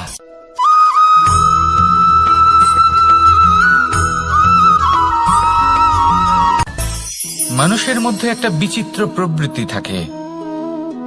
অন্য সকলের বিষয়ে, তাদের জীবনের বিষয়ে, তাদের ব্যক্তিত্বের বিষয়ে, তাদের ভবিষ্যতের বিষয়ে অনুমান করা। এটা হলো অনুচিত। কারোর অতীতকালকে দেখে লোকে ভবিষ্যৎ বলে দিতে পারেন। বর্তমানকে দেখে ভবিষ্যতের বিষয়ে অনুমান করে ফেলেন। উদাহরণ দিতে হলে বলবো, কোনো দাসকে দেখুন, ওকে দেখে লোকে বলে যে ওর ভবিষ্যৎ সেটাই হতে পারে, অনুমান করে ফেলেন। আর এই রাজাকে দেখুন, উনি তো কত সুখী হবেন, উনি তো জগতের সব থেকে অধিক সুখী মানুষ, কত সুখ সুবিধা আছে ওনার কাছে, ধারণা করে ফেলেন। তবে সত্য তো এটাই যে কারোর ব্যক্তিত্বের বিষয়ে, তাদের ভবিষ্যতের বিষয়ে আপনি পূর্ণ সত্য কখনোই বলতে পারবেন না, শুধু অনুমান করতে পারবেন।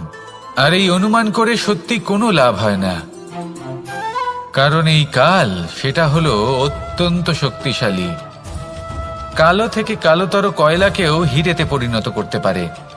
অনেক বড় বড় রাজাকেও বিদূষক বানিয়ে ফেলতে পারে এক মুহূর্তেই। তাহলে আপনি অনুমান করে কি লাভ? কি পেলেন অনুমান করে? সেই জন্য কারোর বিষয়ে কোনো অনুমান করবেন না, তার ভবিষ্যতের বিষয়ে অনুমান করতে যাবেন না, কারোর বিষয়ে কোনো ধারণা করে নেবেন না। কিছু করতে হলে ভালোবাসুন, সবার মধ্যে ভালোবাসা ছড়ান, সবার মধ্যে ধন্যাত্মক ভাব ছড়ান। এই মন প্রসন্ন হয়ে বলবে, রাধা রাধা।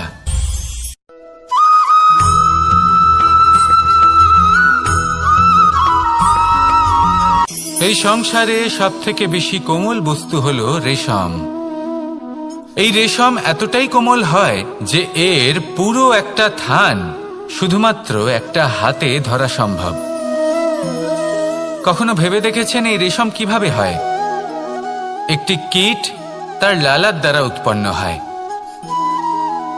এই কীট সেই রেশমকে পাক দিতে থাকে, পাক দিতেই থাকে আর আস্তে আস্তে তার মধ্যেই জড়িয়ে পড়ে। শেষে ওর এই সুন্দর অমূল্য সৃষ্টি রেশমের এই সুতো তার নির্মাণ কার্য পূর্ণ হয়, কিন্তু তাতেই ও নিজে বন্দী হয়ে যায়। নিজেরই মায়াজালের এই বন্দী গৃহে নিজেই ফেঁসে যায়। এবার এই সুতোকে ব্যবহারযোগ্য করে তোলার জন্য এই কীটগুলিকে এই কবচের সাথেই ফুটন্ত জলে ফেলে দেওয়া হয়। এই সংসারে যদি আমাদের স্বপ্ন এই সংসারের দুঃখ হরণ করার জন্য, এই সংসারে সুখ বিতরণ করার জন্য হয়, তবেই আমাদের প্রগতি সম্ভব। যদি আমাদের এই স্বপ্ন শুধুই আমাদের এবং আমাদের স্বার্থ সিদ্ধির জন্য হয়, তাহলে এই স্বপ্ন আমাদের অন্ধ করে দেবে, আমাদের অন্ধকারের পথে নিয়ে যাবে, আর আমরাও সেই কীটের মতো হয়ে যাব। নিজেদেরই মায়াজালে আমরা নিজেই ফেঁসে যাব, আর শেষে আমরা যদি কিছু লাভ করি তা হবে একাকিত্ব, অন্ধকারময় মৃত্যু। তাই স্বপ্ন অবশ্যই দেখুন, কিন্তু এমনভাবে স্বপ্ন দেখবেন না যে তার এই বন্দিগৃহে আপনি নিজেই ফেঁসে গেলেন। স্বপ্ন দেখুন পরোপকারে।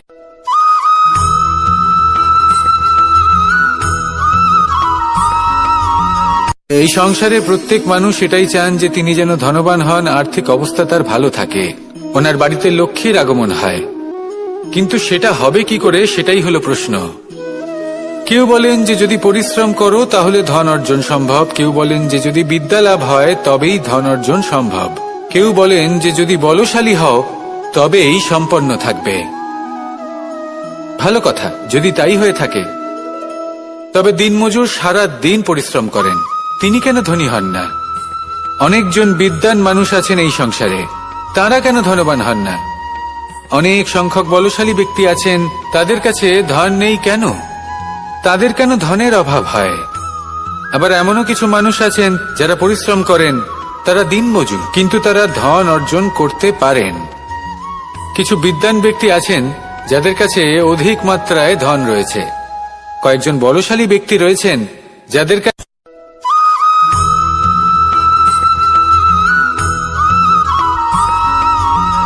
পিতা আর পুত্রের সম্পর্ক অত্যন্ত মধুর হয়ে থাকে।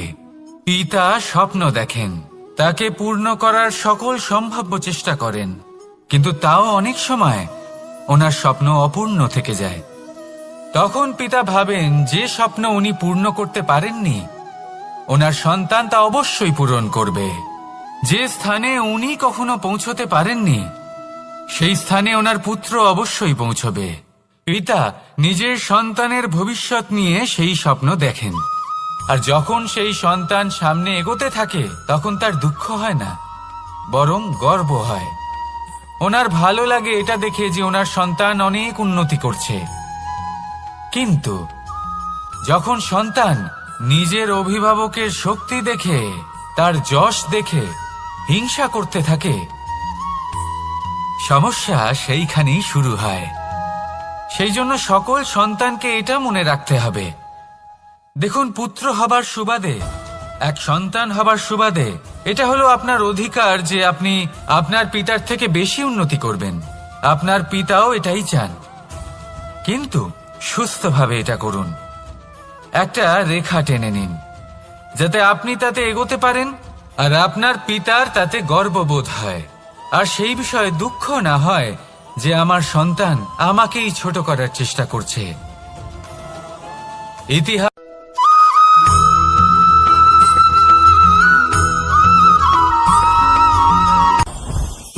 জীবনে কিছু শেখা অত্যন্ত গুরুত্বপূর্ণ। এবার কি কি শিখতে হবে সেই সব শেখানোর জন্য অনেক শিক্ষক রয়েছেন, কিন্তু কি শিখবেন না আর কি করবেন না এটা আমাদের নিজের অভিজ্ঞতা দিয়ে শিখতে হয়। কিন্তু তার মানে এটা নয় যে যদি আপনাকে শিখতে হয় যে আগুনের তাপ কতটা, আপনাকে আগুনের মধ্যে হাত দিতে হবে না, অন্য কারোর অভিজ্ঞতা দ্বারাও শিখতে পারেন। প্রশ্ন শুধুমাত্র একটাই যে আপনি কি শিখতে চান নাকি চান না।